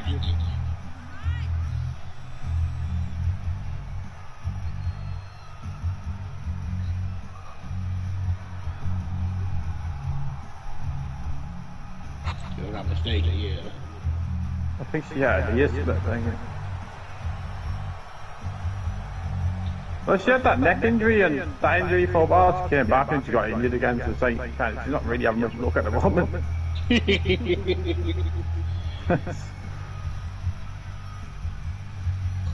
Like the sports team, you always have one of those players that just keeps getting injured no matter what.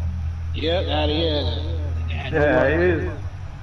There's this player that used to play for Arsenal, right? He was called Abu Diaby. He was actually really good, but he had a fucking glass legs, that was the problem. He was injured every fucking time. Oh, so he never played. Yeah, don't play. Oh, okay. And he was when he played, he was actually good. But he just, because of the injuries, he never played, you know what I mean? So... Yeah, Huggy said that, no plans for her at the moment.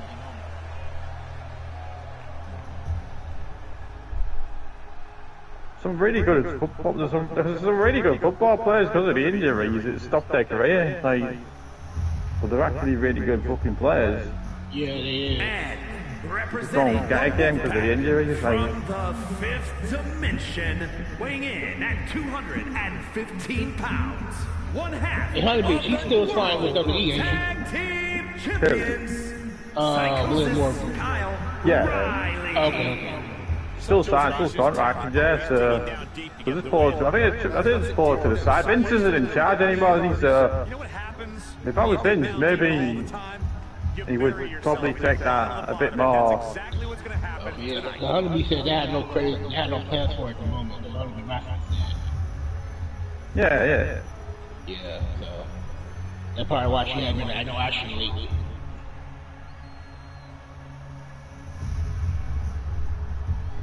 It's just one of those things. I don't. She obviously doesn't do weed before she has a match. I don't see the issue with it. You know what I mean?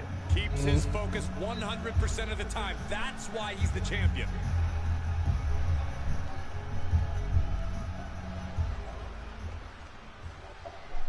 A field of tag teams here as this elimination match is off and rolling. This is the type of match that will test a team's bond. That's what I like about our commentary team, guys. No testing necessary. There's no issue with like what she wants to do in a personal way. It's like pretty nice arena here, I like it. Good. Welcome back. Oh, you Archer's just stepped away. That's it. While he's making the coffee, he takes ages to make a coffee. These one counts are going to get harder and harder to kick out of. In a no disqualification. What's the shout up to? Okay, guys, getting bored here. A chair or a kendo stick or whatever else might be hiding under the ring. Does he get him here? I don't really have no plans creatively for Liz Morgan when he returns. Running. But from Sean Ross Sapp saying that there is no heat on Liv Morgan from WWE due to the yeah, well, you gotta wait for this. You gotta wait a couple of days, really. You don't know what's true or not. Like, I don't think it's nothing. I don't think it's really a huge deal. It's just something that's fortunate that happened. He shouldn't have done it like that. Again, like if you pick it up from somewhere, driving, then someone catches you, then you take that risk.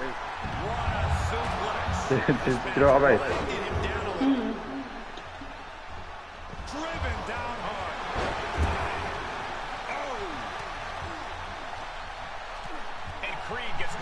I don't know if she took it like then he was driving. I don't know. Like that's different then. Yeah.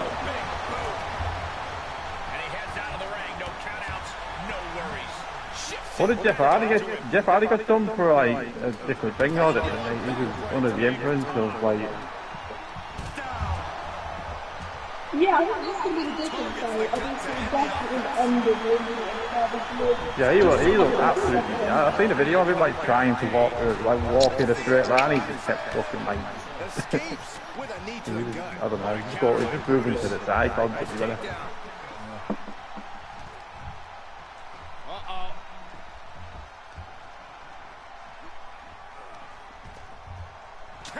Right into the swift.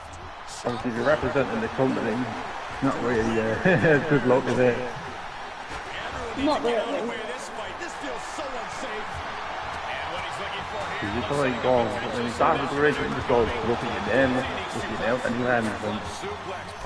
So now I think. This won't win the match, but it's one way to inflict a great deal. Trying to find a way out. Several right hands, and he's out. Hits him with a gut-wrench suplex. What impact! Headlock. Oh, cheap shot right above the eye. Setting up for something here. Scoop slam. Ooh, off the barricade. Driven into the barricade. T-bone into a power slam. Impressive. Tough position to be caught in here. Oh, look at this. I don't want to be part of these problems. Don't want to be part of this crowd. Yeah. Jesus Christ, Archer takes ages to make a fucking copy, doesn't he? Like. No, he said he had to make a coffee and talk to his wife. Oh, okay. On the shoulders and a slam. He's setting something up. Right out of ringside and back. What time is it down there? Archer's on his jokes. That turns it around for Julius. It's pretty close to the evening. Oh, okay. Counters. Yeah, it's afternoon for us. I'm not counting, I'm eating and talking to guys. How did you like my tournament I did earlier today? Oh, yeah, I enjoyed it. Yeah, it was a good one. It was interesting to all. It was interesting to see if we could actually go into beat him or not. Like, He's looking a little weary now. A tag match like this is a test of his Henry's both done really well. I'm surprised he beat Big Marvel, to be honest.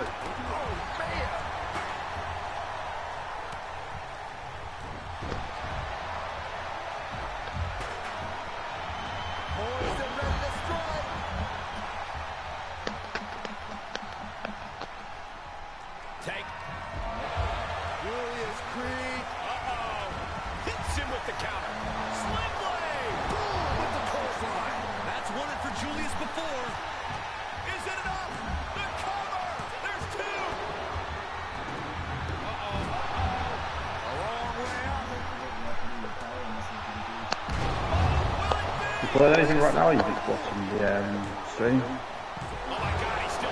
I'm watching the stream. I have the same one on the TV. Oh, on the TV as well.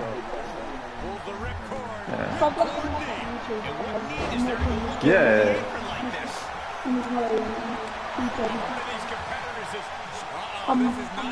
Essentially multitasking. Oh yeah, I do the same thing. So yeah, we're on multitasking there. At some point.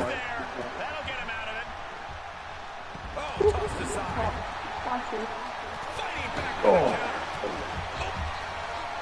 Julius Creed taking it down to the basement. Wait for it. Boom with the clothesline. That's one. Does he have him here? You still are you still holding you up? This match is getting pushed beyond the normal limits. Sorry? Are you still at home when you're up? Up and Yeah, I'm on my own. delivered into the barricade. It's actually alright, then you get the house to yourself. He must have seen that. Yeah. I'll leave it hold up and taking up. Improving a bit slippery Yeah. for them there. Hey, you can't do Fast that. and sleep. Side headlock applied. Oh, will it be? Well, the thing is, you gotta like, someone's gotta look after the dog because your dog's really young and he's Superstars showing off their strength, and it's only going to get worse for their opponent. Running power Just like improved properly. Julius Creed has been eliminated. How old, man? Yeah, just over Just over 4. 2 years ago. Oh. Everybody, the Creed brothers again with me.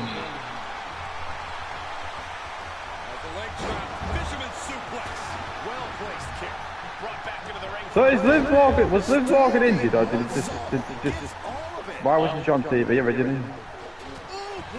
Apparently we had no plans for her. Oh, is that why? Okay. That's when you know you're not ready for it, he's not hitting. I mean, she was jumping around tag teams and never seen I thought it was cool when she finally won the title and then the belt kind of like, didn't kind of like, the title run didn't really work out. No.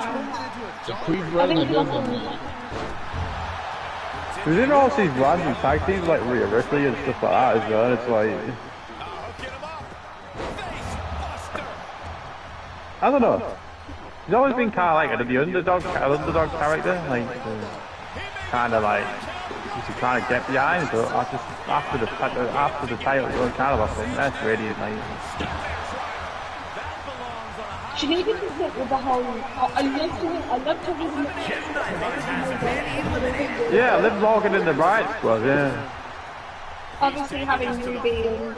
I mean, I don't necessarily feel like that's. Are you much of a Liv Morgan fan though, or not? Are you just... Yeah, I like Liv Morgan. She's not a particularly great wrestler, but I mean, it's alright. Like, not bad. Do you know what I mean? I think it's more her sort of style I like. Yeah, the underdog style, yeah. Yeah, I like the underdog character of Liv Morgan. I like the underdog of Liv Morgan, like the underdog thing. He got the shoulder up in time. Not quite. This superstar showing up their strength, and it's only going to get worse for their opponent. Power slam. Yet another big move, guys. Oh, he gets the shoulder. I don't mind Liv Morgan. I don't have anything against her at all. Like. But somehow he's still in this. I think he managed that kick out on pure instinct alone. All of that work, all these big moves, and it still didn't earn the fall. How in the world did he kick out? Connects the fist to the face. Great counter. This place is going insane. The ground beneath my feet is shaking. He takes control. And an inverted atomic drop. Oh, man. Stop in the leg. No. Suicide dive. It's like a heat-seeking missile coming at you. And the explosion occurring ringside. Nice takedown. Oh, that was pretty cool. Comes back into the ring. Oh, that's the fun this weekend. Caught the death. I don't know if I want to go on this trip, guys, but we might have to because it's the ultimate stride. That's a... Oh, Blaster got this weekend. Yeah. A competitor has been eliminated. There's a crucifix. Nicely done. He's taking a moment to feel the crowd, but he better focus on the opposition. Come on. Good sound that. Kick to the gut. Heads out, and he has all the time he wants. From behind. Back suplex. Caught by the back of the elbow. Dragged around into a neck breaker. Who do you guys think's taking his matchup here? Off the barricade. Good night. I mean, I think it looks like there's one from each tag team there. Yeah, the Hart family. I mean, Victor Hart's still there, but the whole team of Knee right to the spine. And he goes into the ring. I don't know who that is. Yeah.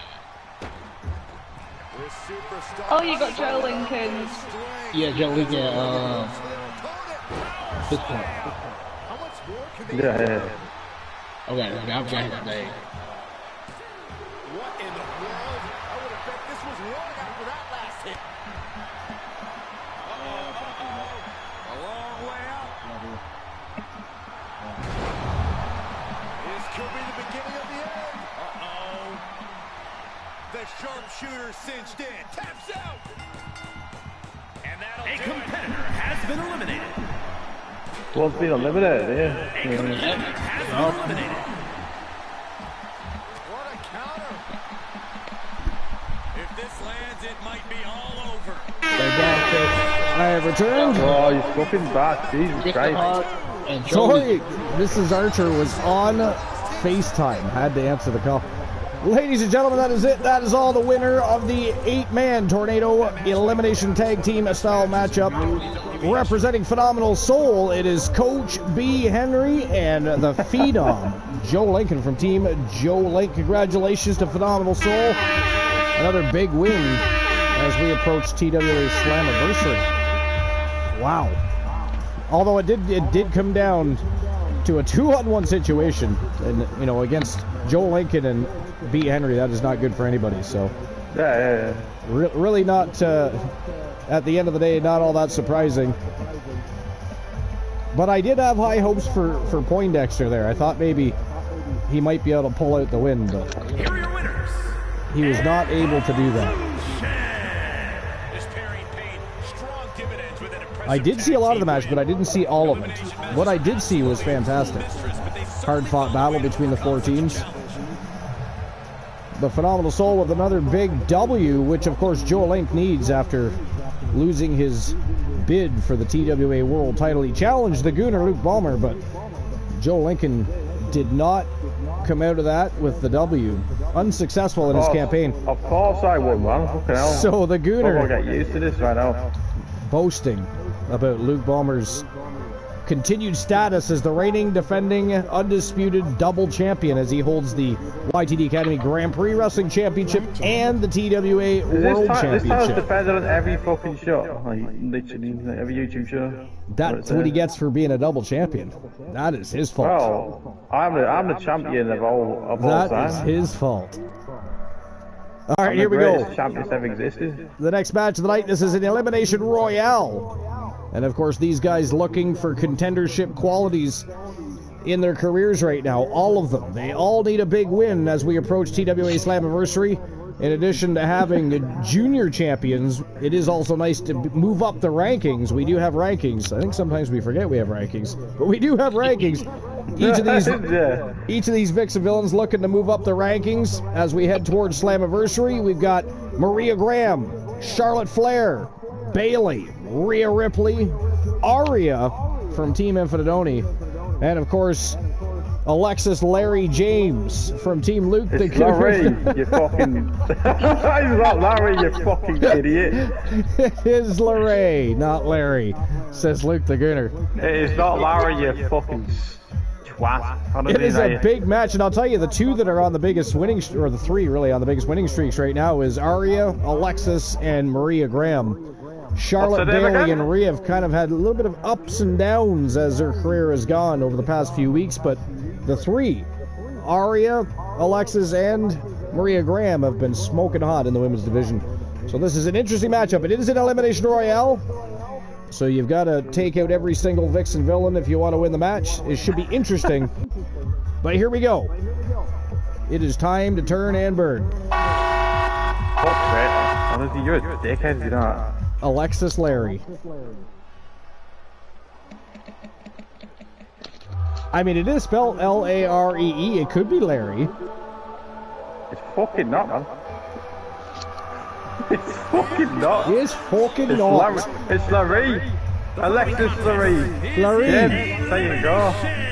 Alexis Larry is actually Nicky James' first name in the rest of the fortunately getting the James. Watch out with the name. Yeah. So anyways, what kind of villainy happened on the broadcast booth while I was gone? I know Boss is probably up here talking about Public Enemy coming back. Yep, I'm coming back. Queen Bee was probably talking about Mickey James serving hot dogs and slushies. I mean, what else did I miss? Either raise it or ready to take some names from that head. You're the only fucking Canadian guy in the broadcast booth. The Mickey James Electric Blue is it Slushy for sale. like Peter Hive, $1.99 for a medium. Yo, you better shut your mouth in a minute, man. This is a match she has long We're going to see her protege hit the ring in a minute. to compete tonight. Alexis Larry. Yeah. It's not Larry. Fuck Larry. off. It is Larry, boss. How dare you? It's not Larry. Fuck's sake, man. Larry, and Larry. Rhea Ripley, former television champion, world champion, Grand Prix champion.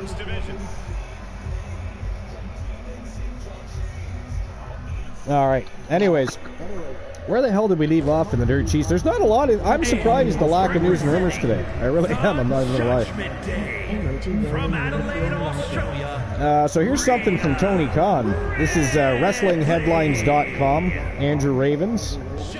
And it's Tony Khan comments on AEW's status with Warner Brothers Discovery amidst WWE rumors. So during the ROH Final Battle media scrum, Tony Khan was questioned about the current situation regarding AEW's relationship with Warner Brothers Discovery, as AEW's TV deal expires at the end of 2024. Now, it was reported this week that there was a long meeting on Monday at WBD headquarters involving TKO's Mark Shapiro, WWE's Nick Khan, Triple H, and WBD executive Bruce Campbell regarding the possibility of WWE Raw moving to WBD. This is a quote, Ring of Honor, we haven't had recently as many, but we've had really good conversations about AEW. In recent days, I've had really good talks with Warner Brothers Discovery. We've, of course, with them for several years. It's really exciting time for AEW, Khan stated. Khan added that they have a strong relationship and everyone has to do their due diligence. Says, and this is another quote, we're performing incredibly well for Warner Brothers Discovery, and we have a very strong relationship with media rights and all the things coming up.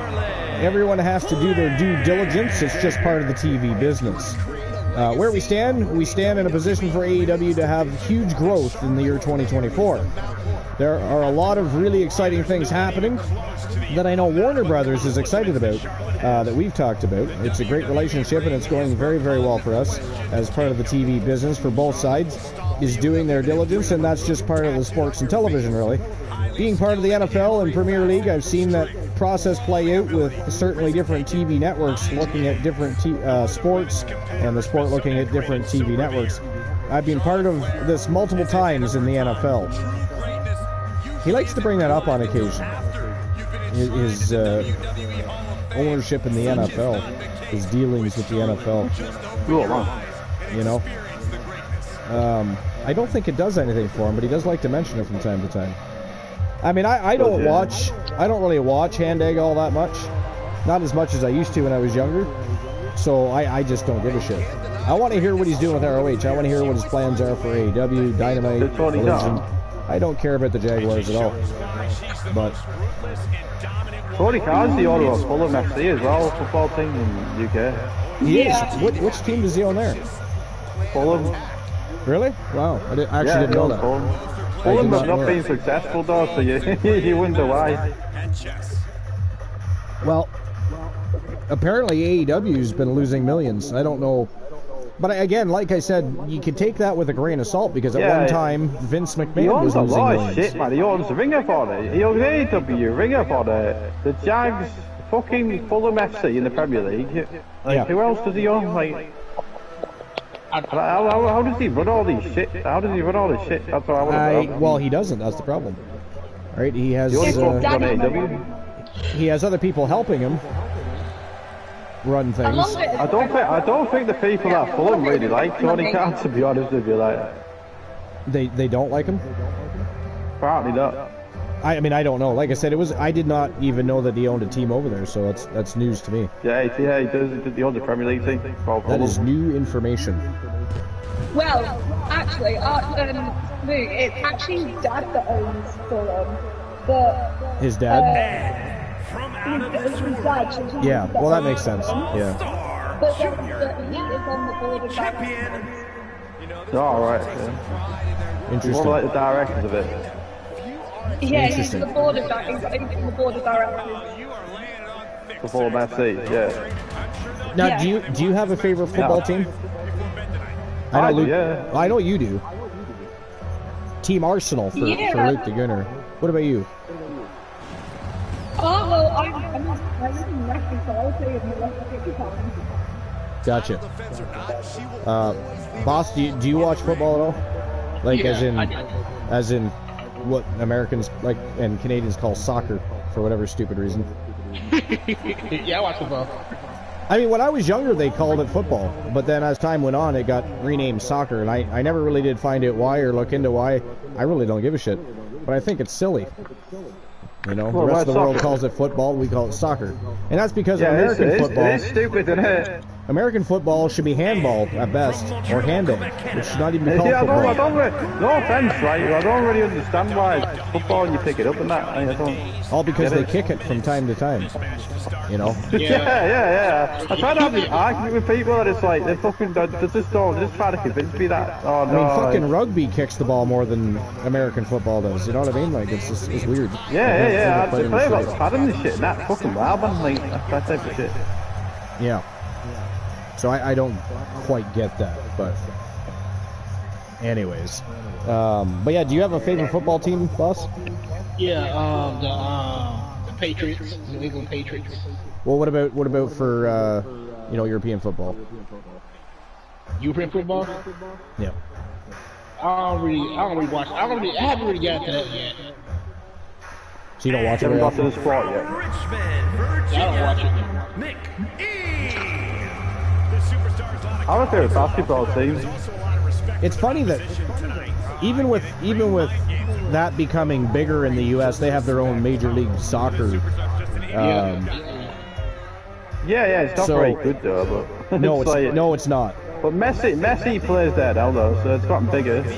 It has definitely gotten bigger. But I find Messi's just dominating that league. You know, he's just scoring so many goals. It's ridiculous. He's a different level to anyone else still. When he's getting on now. He's later in career. And he's still fucking amazing. And even though their league is growing, a lot of them still don't know a whole lot about European football. You're right. They don't follow it. They don't watch it. They just watch their Major League Soccer. Yeah, like if I went to watch it over there, it'd be difficult. It's weird. It'd be difficult to watch it over there because of the obviously the time difference and. Well, I mean, you can always watch after after the fact. There's all kinds of ways to watch. You know what I mean? Like, if you really want to, there's a way to watch. But oh yeah, you don't have to watch them live all the time. Well, exactly. That's my point. But there was a time of life where I never used to watch every fucking tape to live. Do you have a favorite player? Football player. Yeah. Right now, of all time. I mean, right now, maybe both. Time. What? But either or. Current, all time. I mean, were you ever a David Beckham fan? Yeah, I used to like David Beckham. He was good. Yeah. He was good. Yeah, he scored a goal. He scored a famous goal from the halfway line. Who's from the halfway line, David Beckham put the ball into the back of the net. Who would you say is today's David Beckham? I don't think you can get a player like David Beckham, to be honest. Like, yeah, he's kind of like... There's only one David Beckham. And that's he's kind of... For football, he is what like Wayne Gretzky was to hockey. He made it quite big. He made it quite popular in America as well. Oh, yeah. He owns Miami FC. I couldn't... No, I know. So when he first came over for MLS, I was shocked at the amount of money they threw at him to come play for the league. It was insane.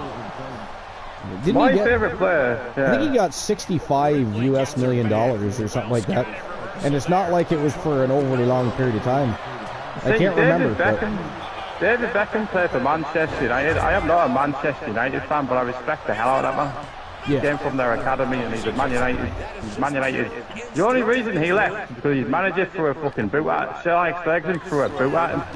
That's the only reason. That's why he left. He had a bust up with the manager. That's why he left Man United. That's the only reason why he left as well.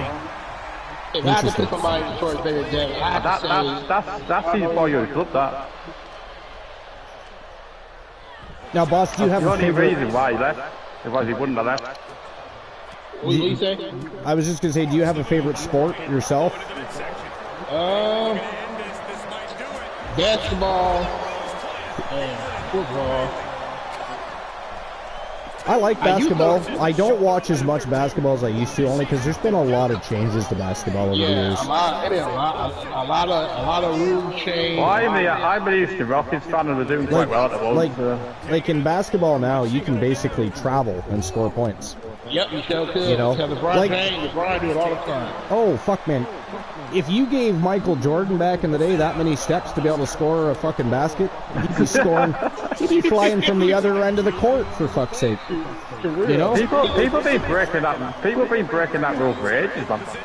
And plus, it's not like that's not like you be back in the day. It was so competitive, and so much competition. Nowadays, you got all the stars play for the same team, and I know it's like it's like a definitely. What were you gonna ask, Luke? My favourite football player is Thierry Henry of all time. He played in the MLS as well, but he was Arsenal's record goal scorer, and he was a fucking legend, man. So. I was just gonna ask you actually, who holds the record of the most goals scored of all time? Thierry Henry. Okay, and how many? Arsenal goal scoring record in Arsenal. That's an Arsenal. That. Okay, but who holds the record all time for football for most goals? Alan Shearer, I think. Okay, and now how many seasons did he play? Harry Kane was just behind Alan Shearer, but now he's got his big money moves to Bayern Munich, so he can't break the record now. Right. He's in a different league. He's playing in Germany. So Harry Kane if you like Harry Kane or not, he's fucking well class, man.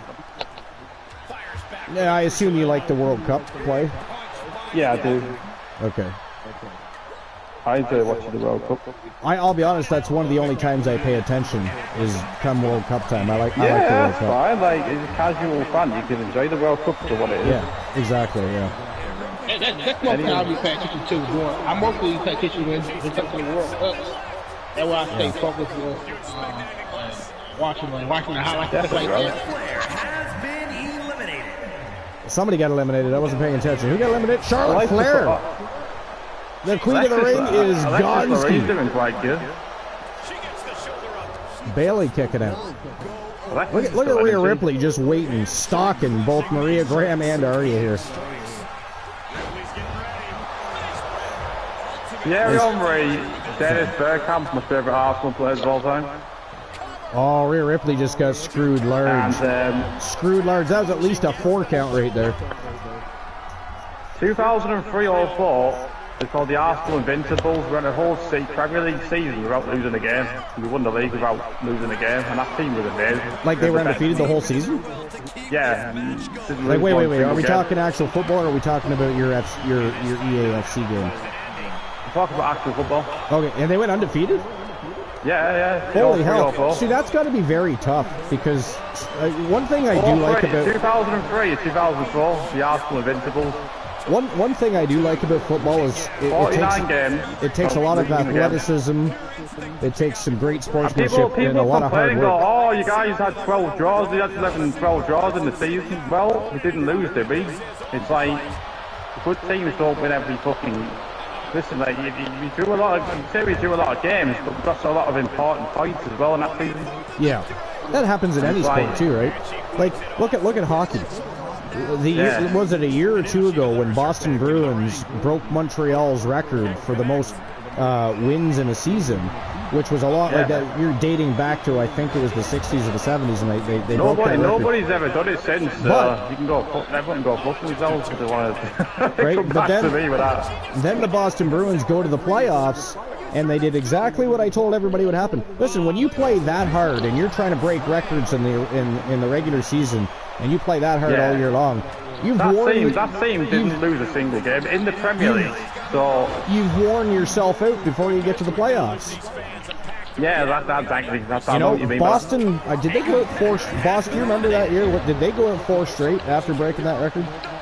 You know about the Celtics? Are you talking American football? No, Boston Bruins for the NHL. Okay. They beat the Montreal Canadiens record for the most amount of wins in a season, which is phenomenal.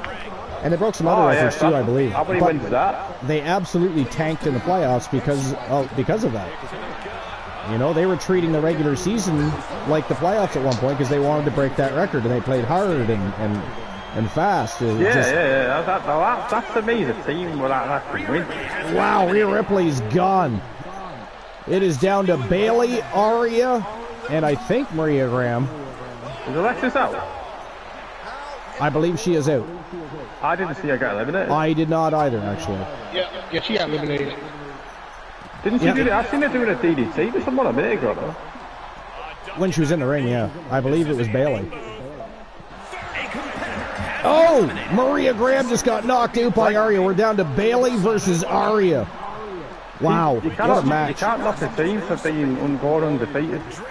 No, you can't. Yes, there was a lot of draws in the season, but lucky times where you don't win a game and you're not playing good is good.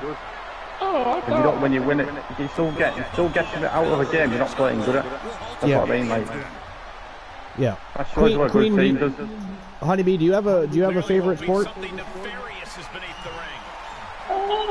Not really. I'm not really a sports person. You're not really a sports fan. So what is your extracurricular hobby? Like, some people watch sports. What do you turn to? So how come you were less to say? I would be safe. I'm Invasions of the last 100 years. I've got it done. Warrior sports are the most remarkable. I would say more like watching like videos. What in the fuck? Wow, ladies and gentlemen, that is it. That is all. The winner of the Elimination Royale, representing Damage Control, it is Bayley, picking up a huge win over 5 prominent figures, all vying for greater spots as we head to TWA Slammiversary. Congratulations, Bayley. But do you actually watch football being a lesson too, fella? You just follow the fucking results. Are you talking to me or are you talking to B? I thought to B. Oh, okay. I watch the results. I look at the results and things like that, but I'm not doing it differently for that.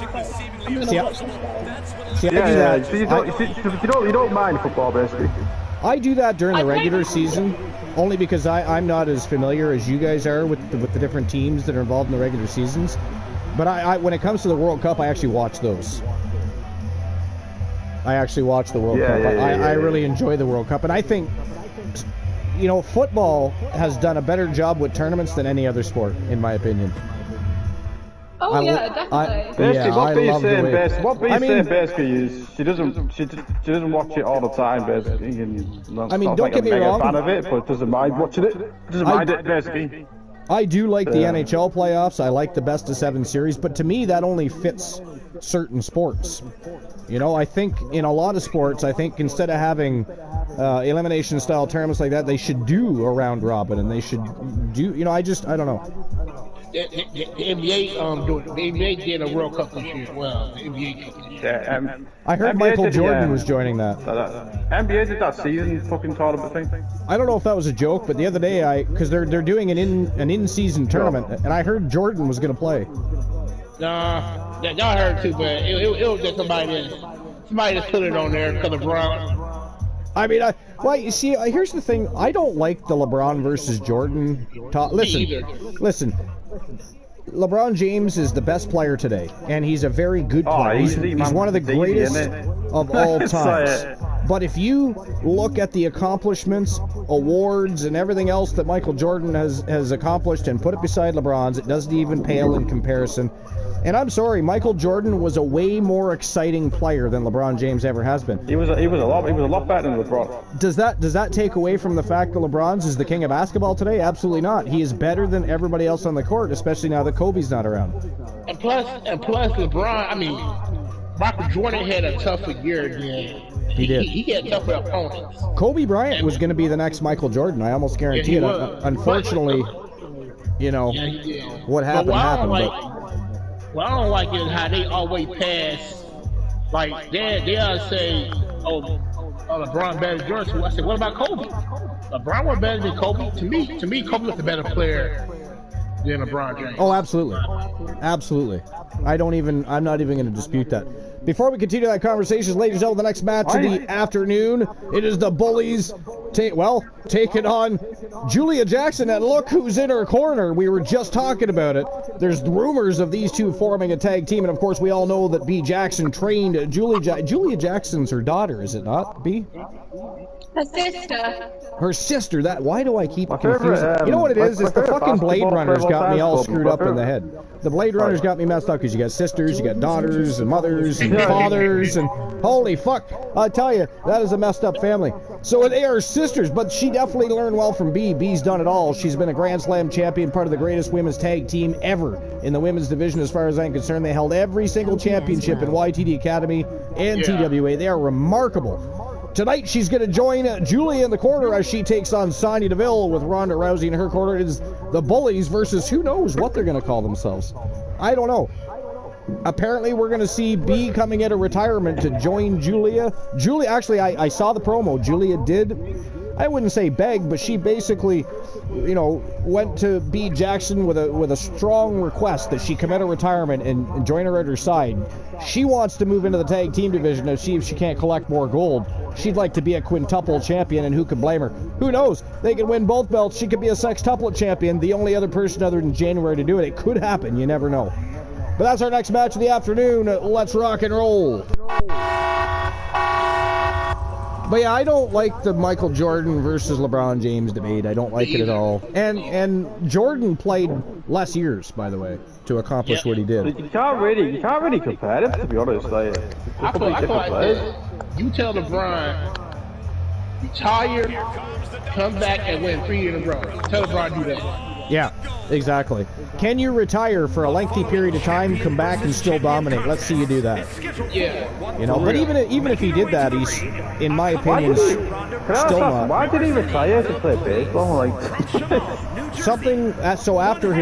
So he originally had an interest in baseball, and his dad really wanted to see him play baseball, but he ended up taking up basketball, and thank God for all of us basketball fans that he did. But when he decided to, when he stepped away, let's face it, he had no real challenges in the NBA at the time. He was literally the best basketball player on the planet. What else was he going to do? So he stepped away for a while, retired for a bit, did some golfing, ended up joining a baseball team and doing his thing there for a little while, and then he came back where he belongs, which is obviously to basketball. Because and then he came back and won the fucking playoffs, didn't he? He came back and won championships after being gone for like 3 or 4 years. So they come back and do that, and you fucking you can. So think about it. If he never retired, he probably had what 7, 8 rings. Michael Jordan? Yeah. Well, I know he's got 6 with the Chicago Bulls. Yeah. So if he never would retire, he wouldn't take the NBA. He probably have more rings than that. Look at this, Julia Jackson coming out with both of the top TWA championships. No, he retired, came back, played for the Bulls. He won 2 after that. He retired, then became the coach for the Wizards. And then he stopped being coach and he played for the Wizards. He still actually wasn't that bad either. Yeah, when he played for the Wizards, he wasn't that bad, but you could tell that he still had. You can tell that he was downgraded, but he was still good. He still made it to the All-Star game. Oh yeah, did he? Yeah. By the way, boss, did you get a new mic? You're very clear on the broadcast today.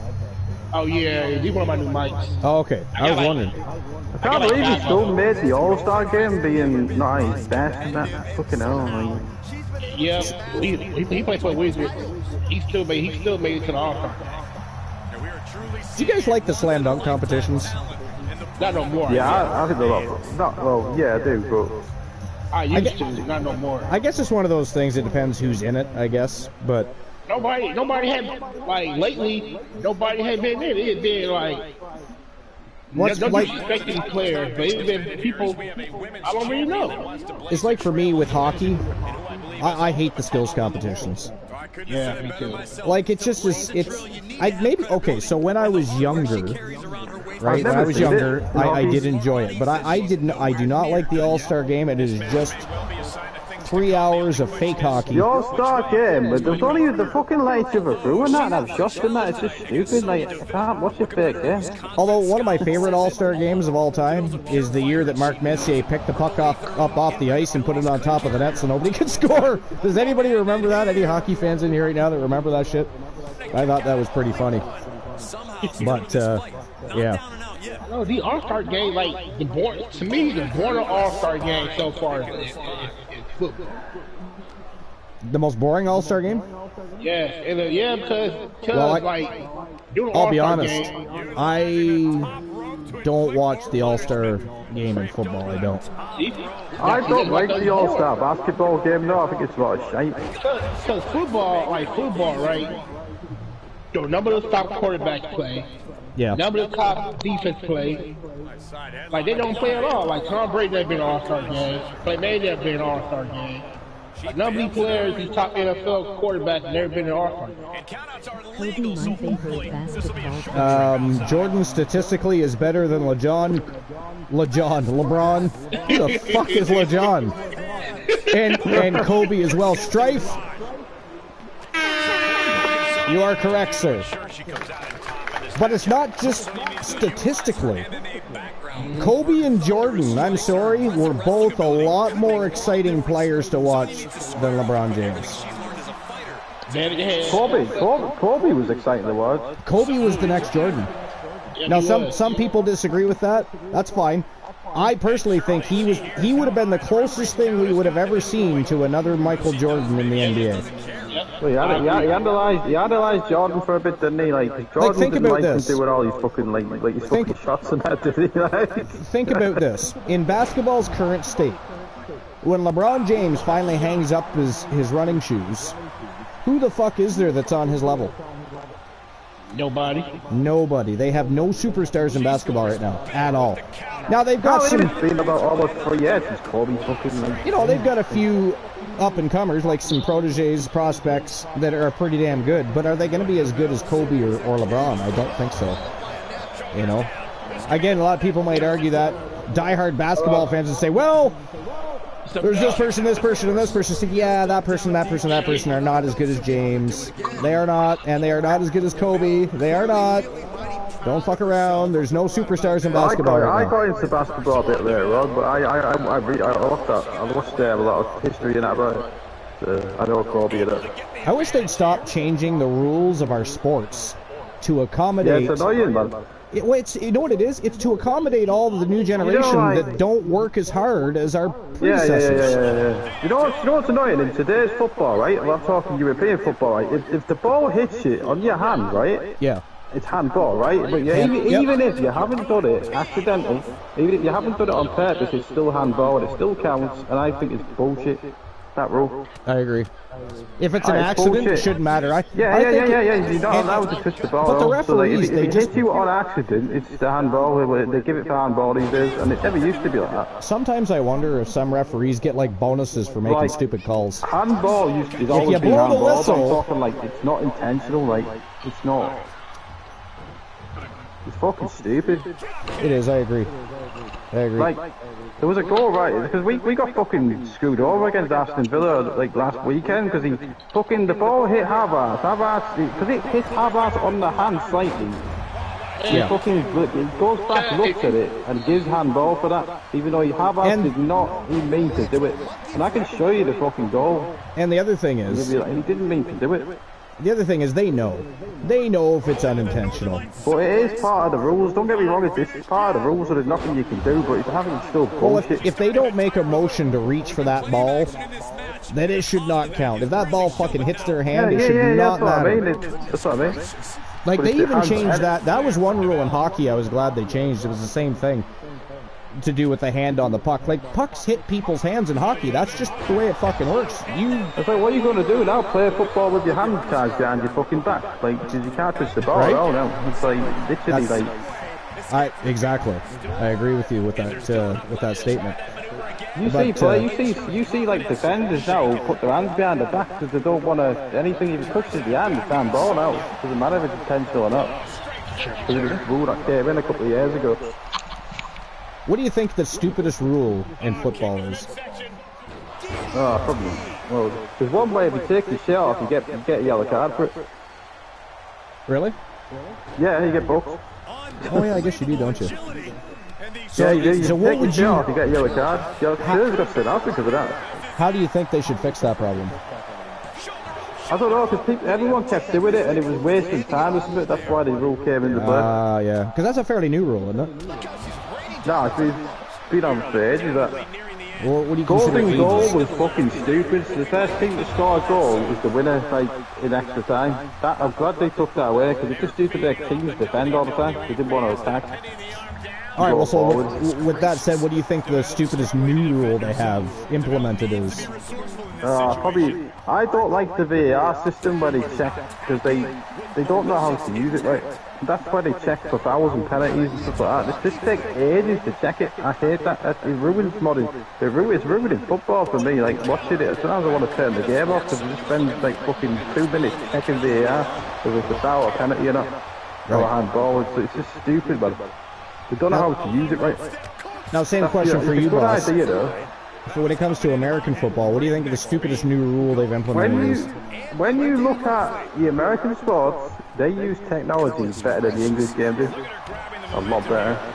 Yeah, I don't disagree with that.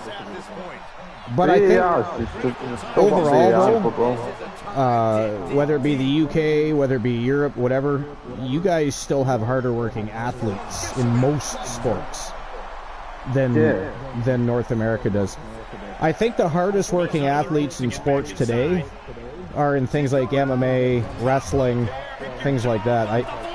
Again, they keep changing the rules of our sports to accommodate today's generation that just aren't as good as the predecessors, and it really does start to ruin the sport in some aspects, in my opinion. But I don't speak for everyone these days, but yeah, of course. Like I enjoy my American sports, but I enjoy basketball. I'm used to rocket style. We're doing quite well at the moment. 10 and 11 and 9 at the moment. Last time I checked. So here's a question. I'll go with Boss first. I'll give Luke time to think about it while he's listening. Boss, what is your favorite moment in football history, or American football history? And I know you're a football fan, so there's probably a lot of moments, but what would you say stands out as, like, when you watched it, you were like, oh, fuck, that was amazing?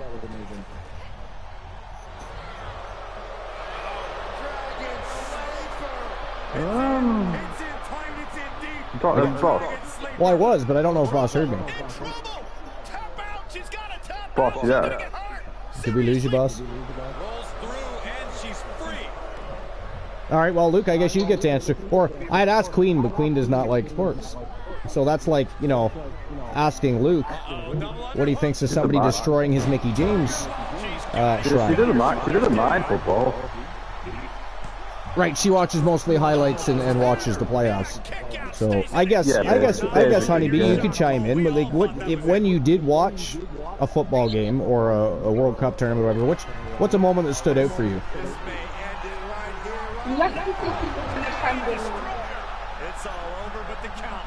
And say that again.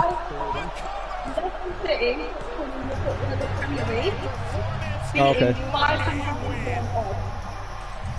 Yeah, it was quite impressive, you got it. So, and what happened? So, Leicester City came from nowhere and won the country, which was obviously... Oh, okay, and that's not something anybody expected. And it was 501 odds. Here is your winner, Julia Jackson. Interesting. It's such an amazing story, brother. All right, hold that thought.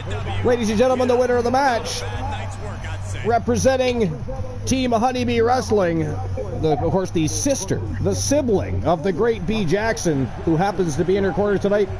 It is Julia Jackson picking up a big W over Sonya Deville. Congratulations to Team Honeybee Wrestling, and of course, most importantly, to our Grand Slam champion, Julia Jackson.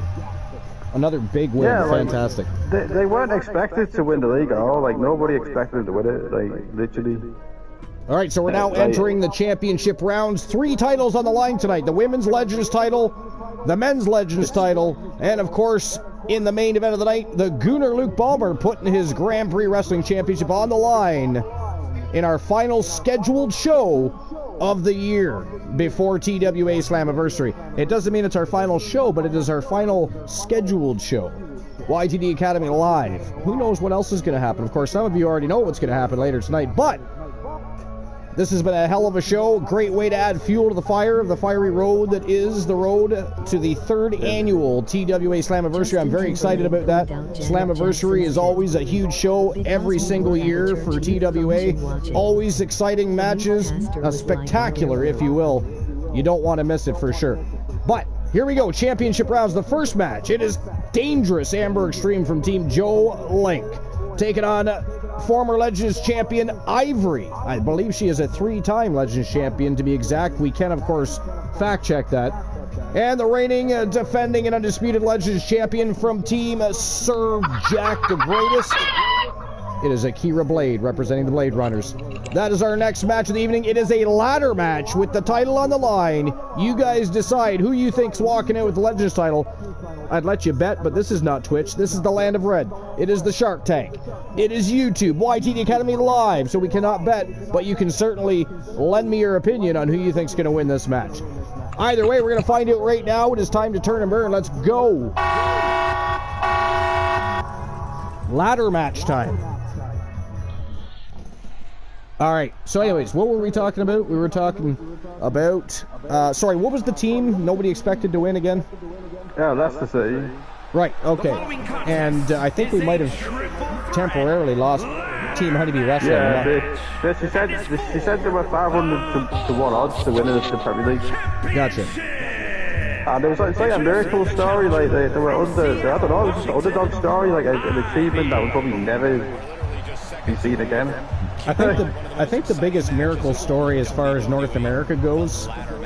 Well, basically, all the other teams have way more money, like Arsenal, Manchester United, Manchester City, like all these. The investors don't have much money and to bring players in, and they did it without that. And today's modern football is more about the money.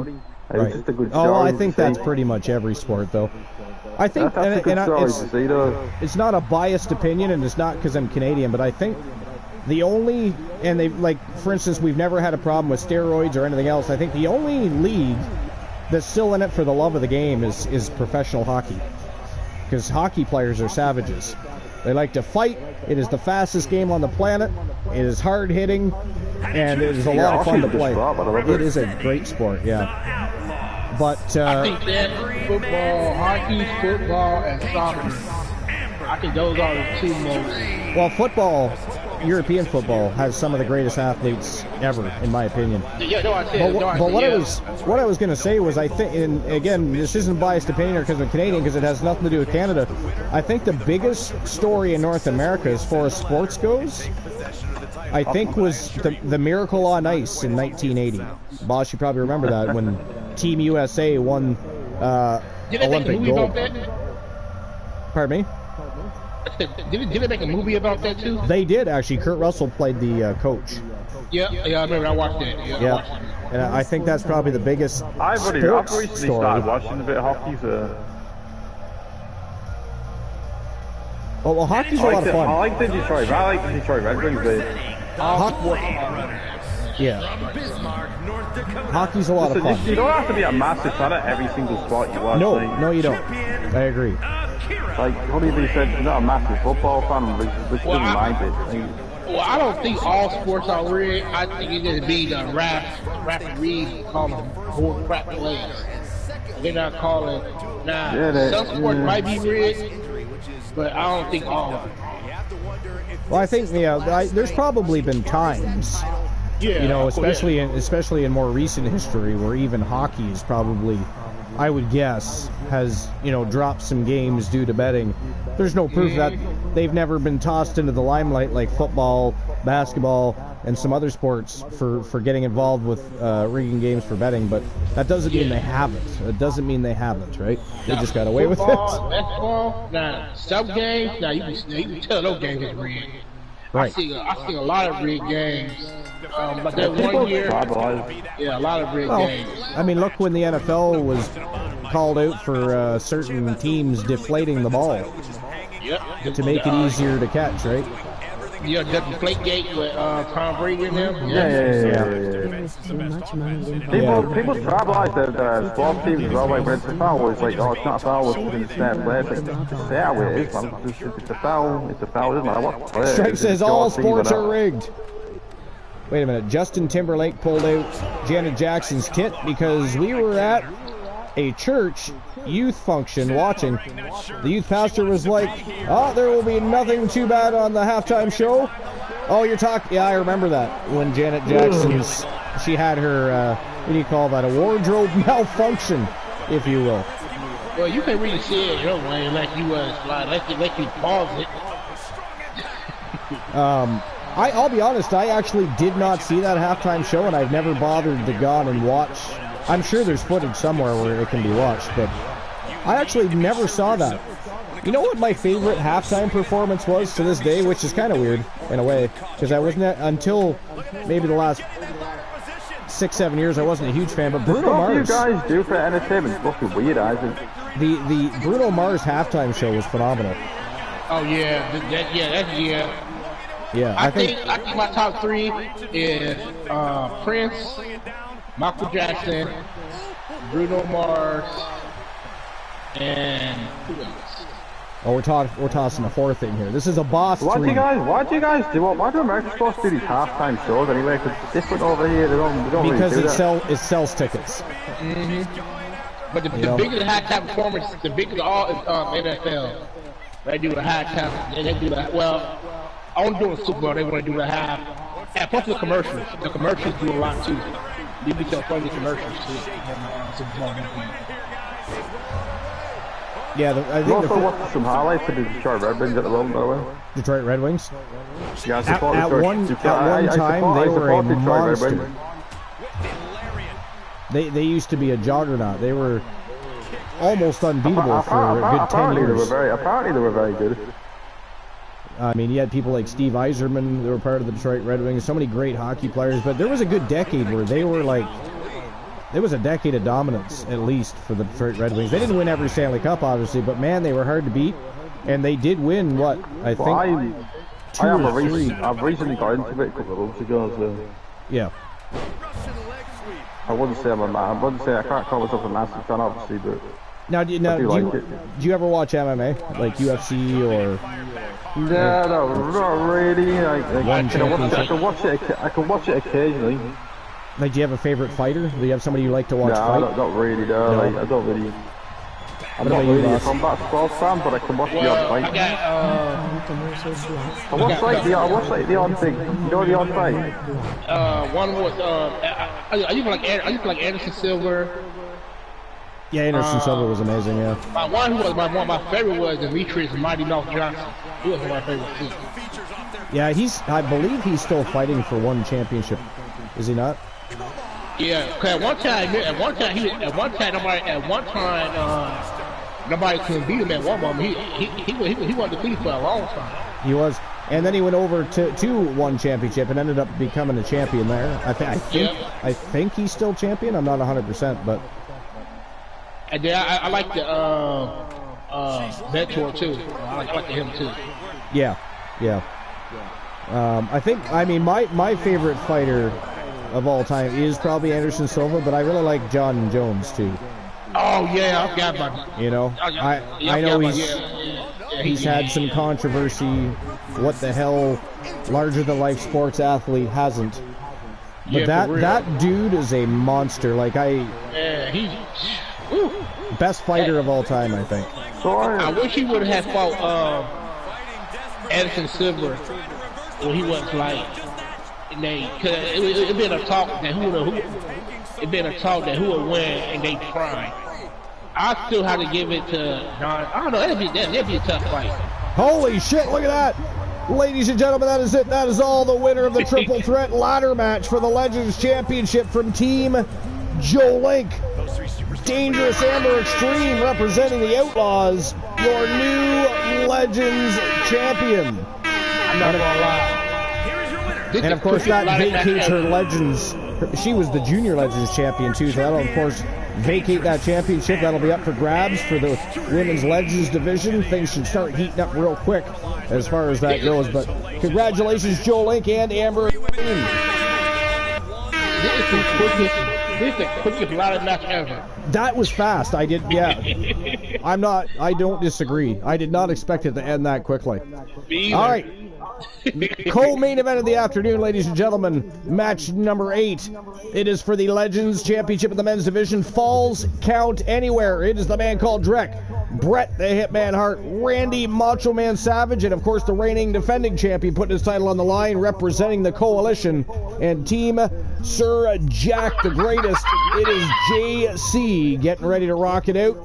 What do you guys think? Who walks out with the Legends title? Does JC find a way to pull out of the stops and go home with the gold? Or do we see a new champion? You think JC pulls it off? Boss, what about you? Yeah. Let's see.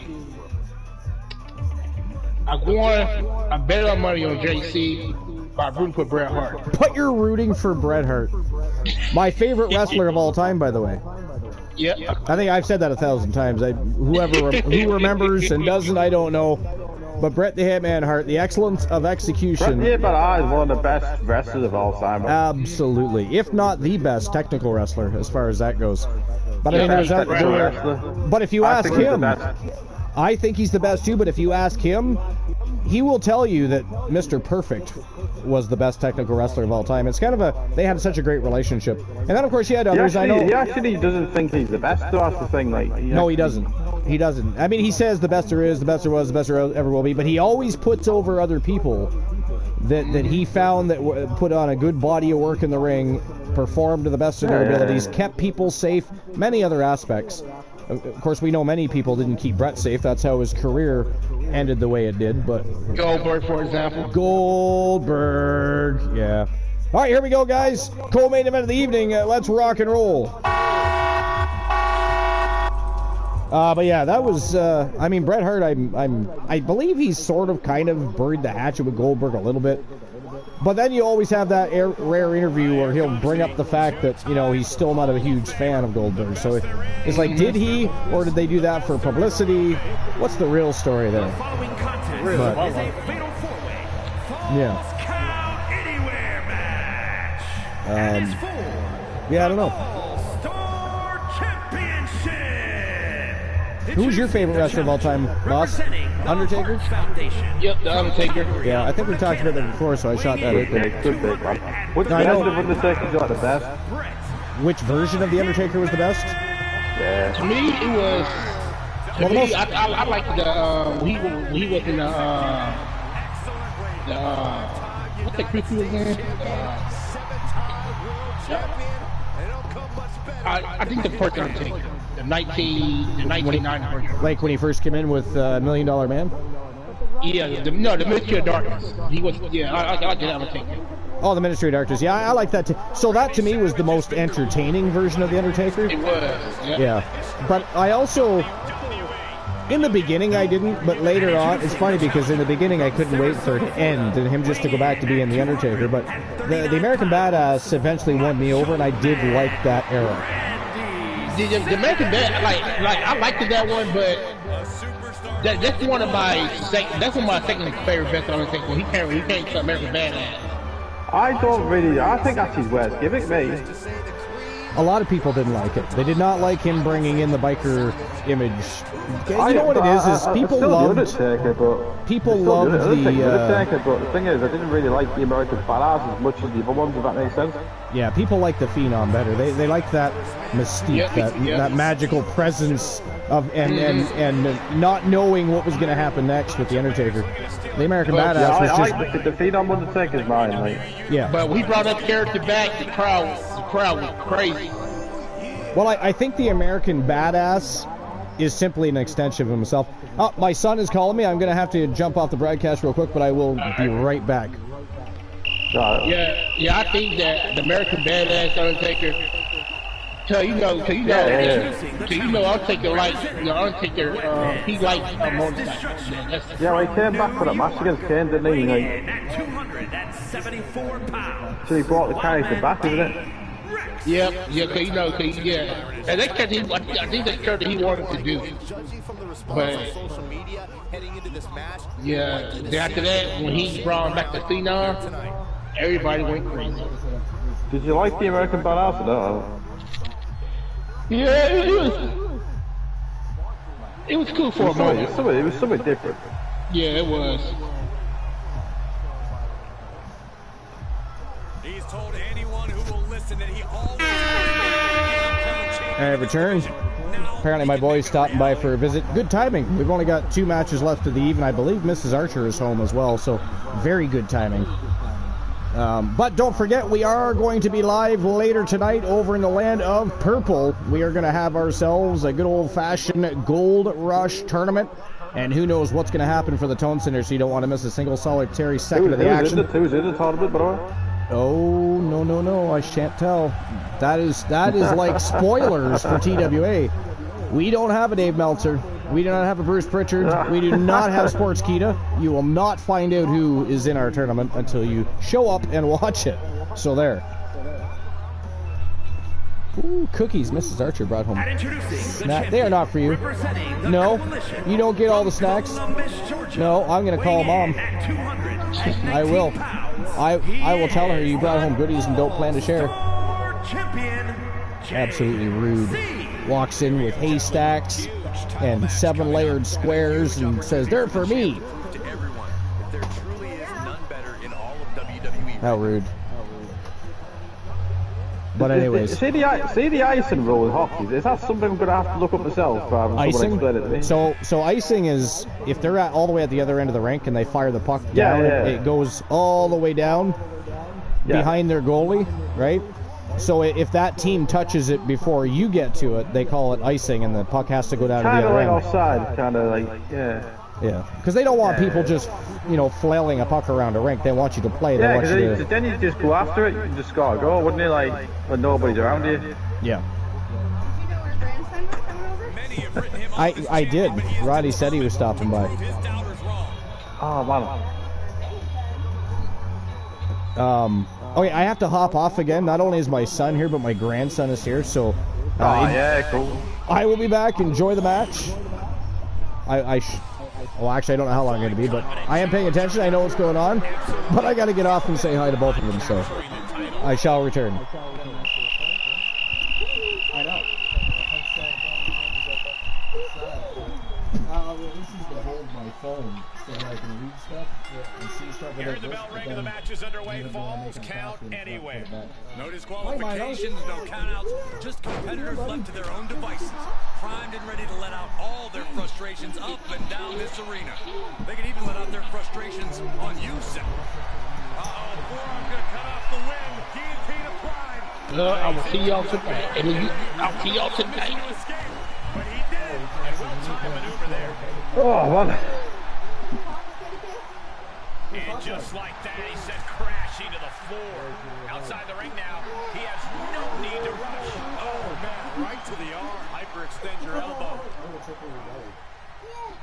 Time to flip it.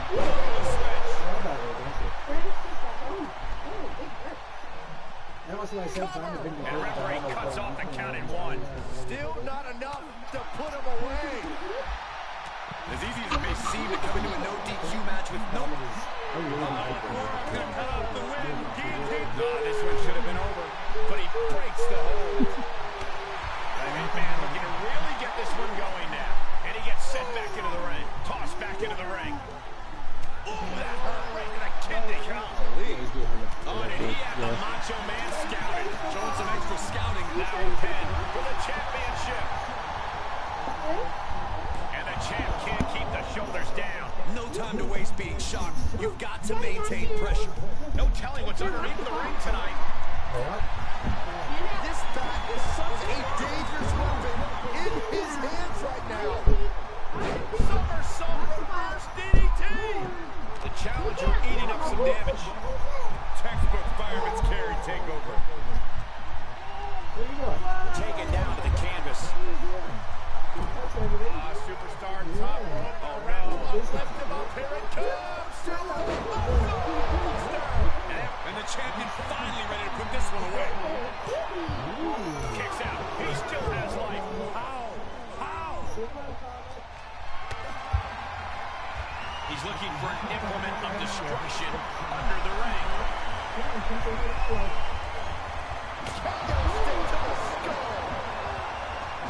And he'll leave the ring for this next stretch. Whatever you can do, I'm caught with a clothesline. Brett looking like he wants to see a little more out of his opponent here. Got him set up in the corner of the ring. And he slides him back to the mat. What the world is Springboard crossbody? What a clothesline! Ouch! Randy Savage connected with a good shot there. Dig it. Oh, he retaliates. Macho Man able to come back. Catches a punch. Carving across the face. Momentum on the side of Randy Savage. And the madness cannot be stopped. And now gets tossed into the ring.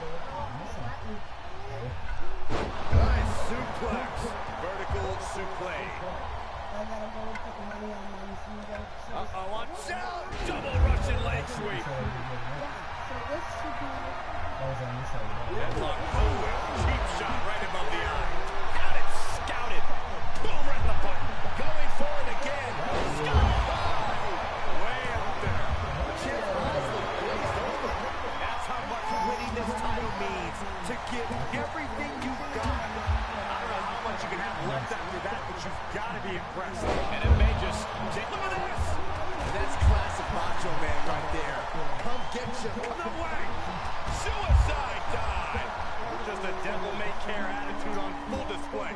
Going for broke, and it pays off. And he stops the count. And he gets delivered back into the ring. Quick reaction to Hart there. And an inverted atomic drop. Textbook for the championship. And the count's broken, keeping the match alive. It's not over yet. Into the barricade. Run out of ringside and back to the mat. Oh, man, you can see he is feeling it now. Oh, speed tackle. This isn't the smartest thing to do. Antagonizing your opponent instead of attacking. The champion into the cover. And he kicks out of the pin at one. I don't know what more this superstar could do to put him away. He's doing a whole lot of gesturing, and it could cost him. And he tosses him back in now. The challenger is not in a great place. You have to admit, at this point in a Falls Count Anywhere match, there's no way you didn't expect things to be going much. Red Hart looking to put this thing away.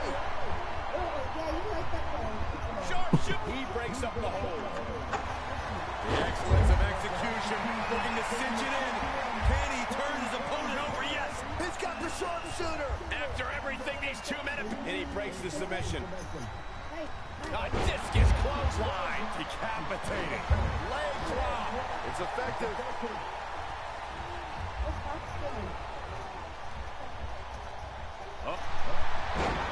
Red Hart looking to put this thing away.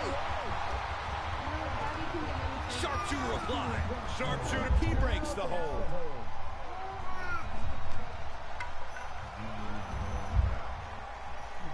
Atomic drop.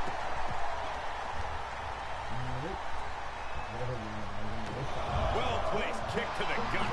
Another damaging kick. Oh, with the championship on the line. Shoulders up before two. Incredible to think. After everything we've witnessed, we are trying to go for it again. Way up there. We can have a new champion. The champ is down. Title change. I can feel it. Tucks his tail between his legs and gets out of there. Absolutely no telling what's underneath the ring tonight. Here's the pin, title on the line. And he breaks up the count. Setting up. Suplex.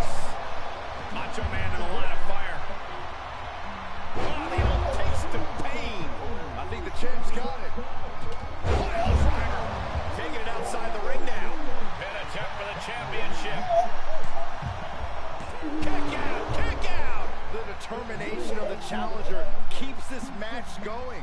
You can just see how much this title means, how much one is willing to go to claim themselves as the new champion. He's looking for yet another exclamation mark. The title might change hands.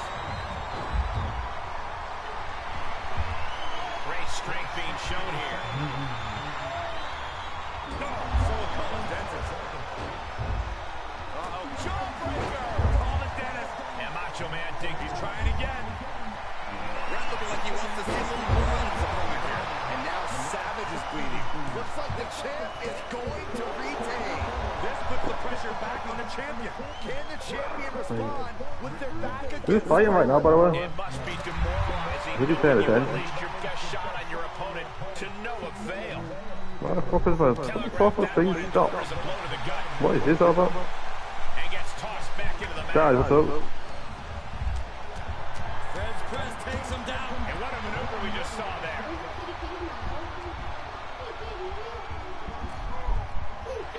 letting his opponent know he can take on the world right now. Brett was waiting for him. Uh-oh.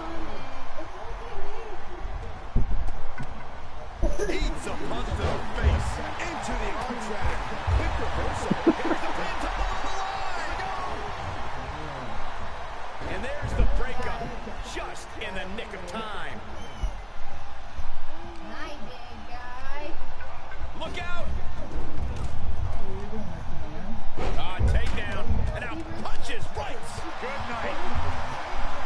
Everyone is on their feet in this building. Absolutely showing the respect for guys all up the to exertion. These athletes are putting each Step through, here it comes. Bret Hart, sharpshooter, kendo stick impact. Is Hart going to tap him with the sharpshooter? Wait a minute. What a counter. Savage letting us all know he's too hot to handle and too cold to hold. Oh, man. Brett just got busted open. And he breaks up the pinfall. Let's keep fighting. Up they go. Here comes another one. And he's out of there in the nick of time. Can it be? Will the reign continue? Two. Oh, kicks out. He's going back to the well. Sky high. Way out there. The champ's eyes look glazed over. Uh-oh. This is a bad predicament. Wait a second.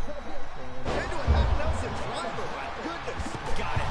That sledgehammer can cause some serious damage. Boom! Any one of these attacks could cause irreparable damage, but I don't think you can come back from this many. To the outside. This could get wild. Holy shit. Setting foot in the ring now. He moves just in time. Holy shit. The Hitman looking to really get this one going now. Sledgehammer right to the gut. Here's the pin to retain. Red Hart looking to end this. Sharpshooter applied. Will this new... A tap out. Really no shame in losing that way. New champion. I can't believe it. All right, return. Bret won. Bret Hart did win. I was just going to say, ladies and gentlemen, that is it. That is all the winner. And new Legends champion representing the Hart Foundation. It is the best there was, the best there is, and the best there ever will be. Bret, the Hitman Hart, picking up the big W and walking out with the gold. Congratulations to Bret the Hitman Hart. And Team Christian Cool, that is his faction. Just one gold. So congratulations to Team Christian Cool as well. All right, now we're on to the main event of the evening. Here is our winner. The final match of the afternoon. And it is going to be a blockbuster. Best 2 out of 3 falls matchup. And the Gooner Luke Ballmer defending his YTD Academy Grand Prix Wrestling Championship. Who it's going to be against, you'll find out in just a few moments. Finally, man. Finally. All right, here we go. Sitting waiting on my match. Where's the fucking pay rise for being the main event? I did give you a hint earlier. I said, you know, you guys wrestled many times in LCW. An old rivalry, if you will. Oh, yeah, I knew it. I got it right. You did. It is the reigning defending Junior Grand Prix champion man. taking on the Grand Prix champion. Best 2 out of 3 falls. That's, of course, our last match of the afternoon. We'll get that started in just a moment. And then that will be all until later this evening when we go live on the Purple brand to have a Gold Rush tournament over in land of Twitch. That'll be like probably during the morning, won't it? For you, it'll be close to probably 11 p.m. your time, ish. Really? Yeah. It'll still be fairly early for you. Much earlier for me. I wonder if is anyone involved in the Purple brand? I have not even told anybody what the Gold Rush tournament's for. Nice try, though. I see what you're trying to do there. Draw information out before it actually happens. That's not going to fucking work. How dare you? It's not happening. This is not AEW. We just don't, talk about what's going on weeks before it happens. Hey, this is AEW. I'd be fucking bad mouthing fucking someone else's company. AEW is infamous for talking about things weeks before they happen, and then when it actually happens, people are like, "Oh shit, I didn't see that coming." They told you it was going to happen 2 weeks ago. They just followed through with it. The amount of people that are injured on AEW right now is kind of like fucking just like gone down with the plan of it. All right, here we go. Main event of the evening at YTD Academy Grand Prix Championship on the line. Mick Marvel reduces rivalry with the Gooner from LCW. It is the Junior Grand Prix champion versus the Grand Prix champion. Let's go. And I'm just going to be a few moments. I just have to say goodbye to my son and grandson. They're going to see the Grinch, apparently. Stopped by to see Pops. Now they're going to see the Grinch. I mean, most people take their kids to see Santa. My son, no, he takes his kid to see the Grinch. But whatever. I will be back. Here we go.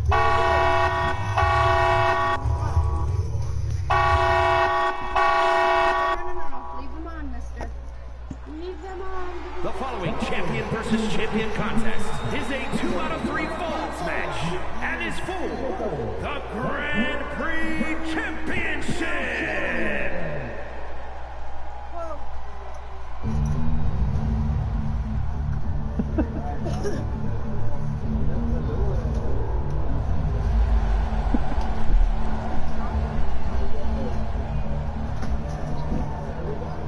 Marvel, Elsie go.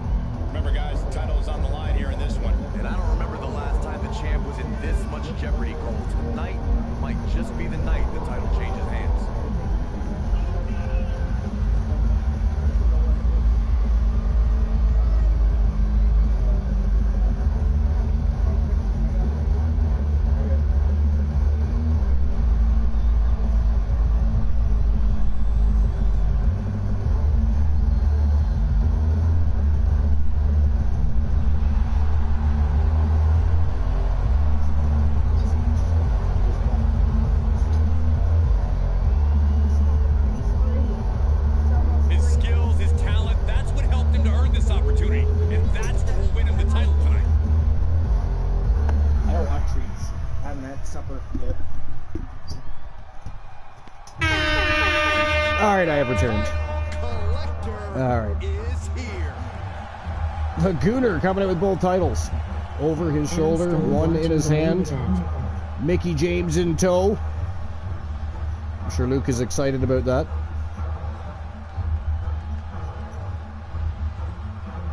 Again, this will be the final match of the night. And then we'll see each other later this evening over on the Purple brand. Gold Rush time. So keep your eyes peeled. Imagine all the hard work, a 2 for Saturday. and the perseverance it takes to Only because Mrs. Archer has to go back to work tonight, and I literally have nothing planned. And you can see the magnitude of this man's accomplishment. So what better time to run a show when you have nothing to do? WWE, the only thing more difficult than becoming champion, Except for a set on the red brand, we're going back to the purple brand. his journey was twice as But I will hard. create an event at some point, that way there is a reminder as to where But if and anyone when. is up to the challenge, it's this guy. The double champion, Luke Ballmer. TWA World Champion and YTD Academy Grand Prix Wrestling Champion. Mick Marvel, the Junior Grand Prix Champion, going to challenge that right now. Best 2 out of 3 falls.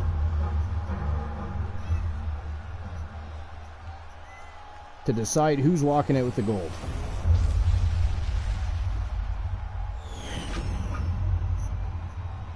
Introducing the challenger from Minneapolis, Minnesota, weighing in at 200. Marvelous Mick Marvel from Team Mick Marvel. Mick Marvelous.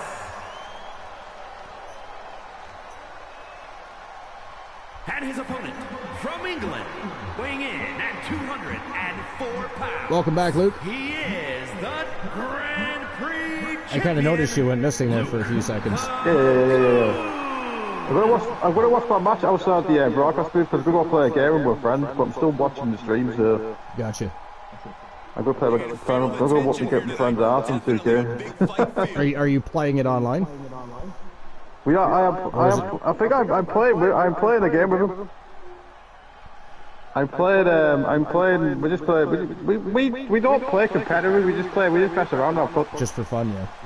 We don't play against random people. Fuck that. Now, do you guys have the same problem with football as, say, hockey, where people hack and do shit? Yeah. That's annoying about online playing. Take people down when they don't need to do it.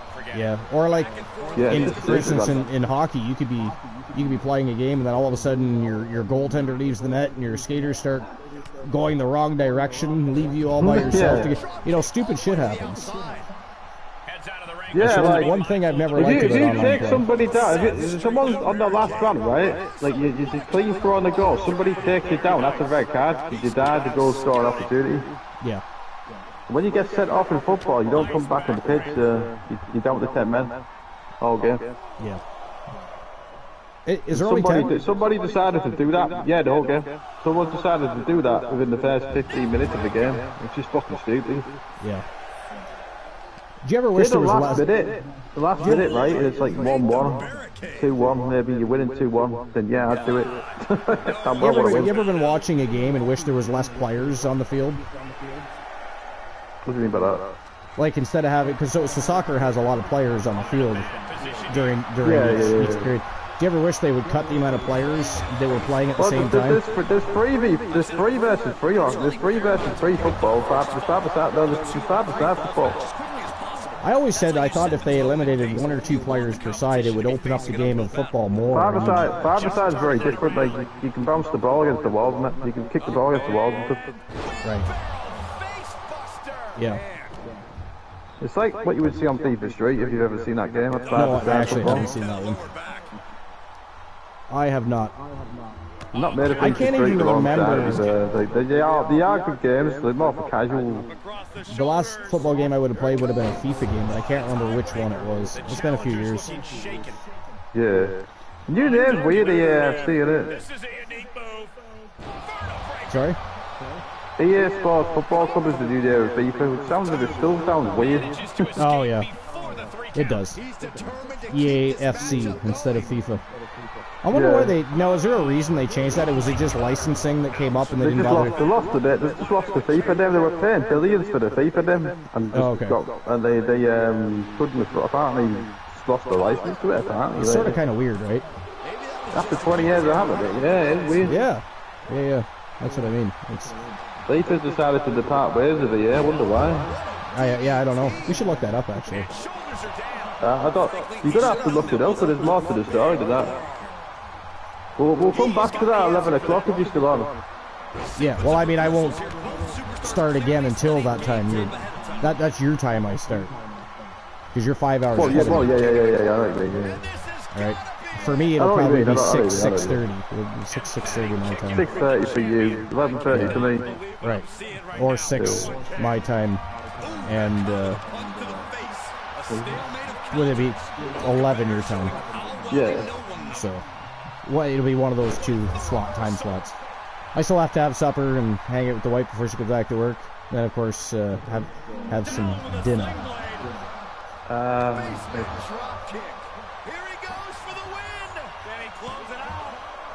But then we're golden. I still don't know exactly what it is that we're going to do. I mean, it is not a scheduled show. It is simply a pop-up Gold Rush tournament. So we're going to have a little bit of fun. We'll have a great maybe more than one. By the way, what the fuck? Like, randomly, like, the stepmom just came with, like, ice cream. She's like, what's this? I'm like, I don't know. I think it's ice cream. I'm like, what? Hang on. Anyway, I'll talk to you later on then. But I'm still watching my match stuff. So. Yep, no worries. Again, this is the final match of the day anyways. As soon as this match is over, then that'll be it. That will be all until later this evening. So, but I appreciate being part of the broadcast booth, and Queen's not still here, or I'd thank her for being part of the show as well. And Boss already left. I'm assuming he had things to do. So, man, the Gooners having a real tough time pinning Mick Marvel here. These two have been feuding for years. Did they not just have a match in recent times over in LCW? Well, they could have had a match. They could have met today in the tournament. It never happened. Okay, consider that a harsh lesson. Ooh, nice move by Marvel. Swooped in from behind and took him down with a beautiful German suplex. So again, this is best 2 out of 3 falls. So far, though, the Gooner has been dominating most of the matchup. Mick Marvel needs a bit of a comeback here if he wants to oust the Gooner not once but twice. We'll see what happens, but not looking good so far for the Marvelous One, which is unlike him. Usually, hence his name, he's the most marvelous person in the ring when he happens to be in our presence, but tonight, not so much. Oh, nice. A flipping DDT. Only a 2 count there, though. The champion kicked out.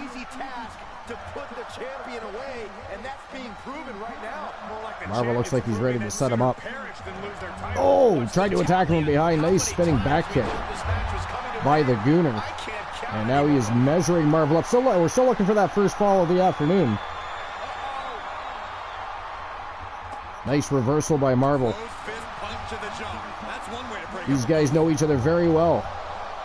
As Luke said, they've been going to battle. Their rivalry dates back years. And another flipping DDT. Marvel with the 3 count attack. Oh, that was close. Oh, he got it? They scored that? I thought he kicked out. They just gave that to Mick Marvel. I was sure the Gooner kicked out there. I have no idea what just happened. But Marvel is setting him up again. Not good for the Gooner. I think the Gooner just got screwed there, personally. Did anybody else see that?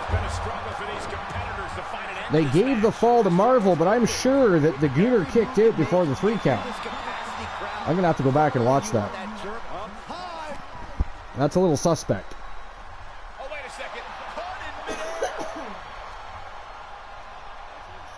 Oh, look at this. The Gooner going for the Styles Clash. Busted Marvel open. But his hand is under the ropes. The pinfall does not count. Looks like he's going for it again. 2 Styles Clashes in a row. We got to stop calling it the Styles Clash. That is the Gooner. It is the Gooner's Clash.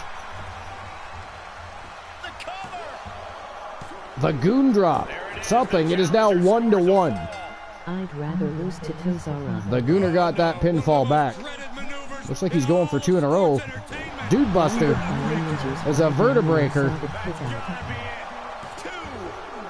Wow, and that is it. That is all, ladies and gentlemen. The winner of the best 2 out of 3 falls matchup and still reigning, defending, and undisputed YTD Academy Grand Prix Wrestling Champion from Team Luke the Gooner 94. It is the Gooner, Luke Ballmer, picking up the big W, and he is still your reigning, defending double world champion. So congratulations to Luke Ballmer and the Gooner, Luke Ballmer. Here is your winner. Luke says, let's go! But ladies and gentlemen, that is it. That is all for episode number 541. We'll see each other later this evening for a very special Gold Rush tournament. What that show is going to entail, you're going to have to tune in to find out.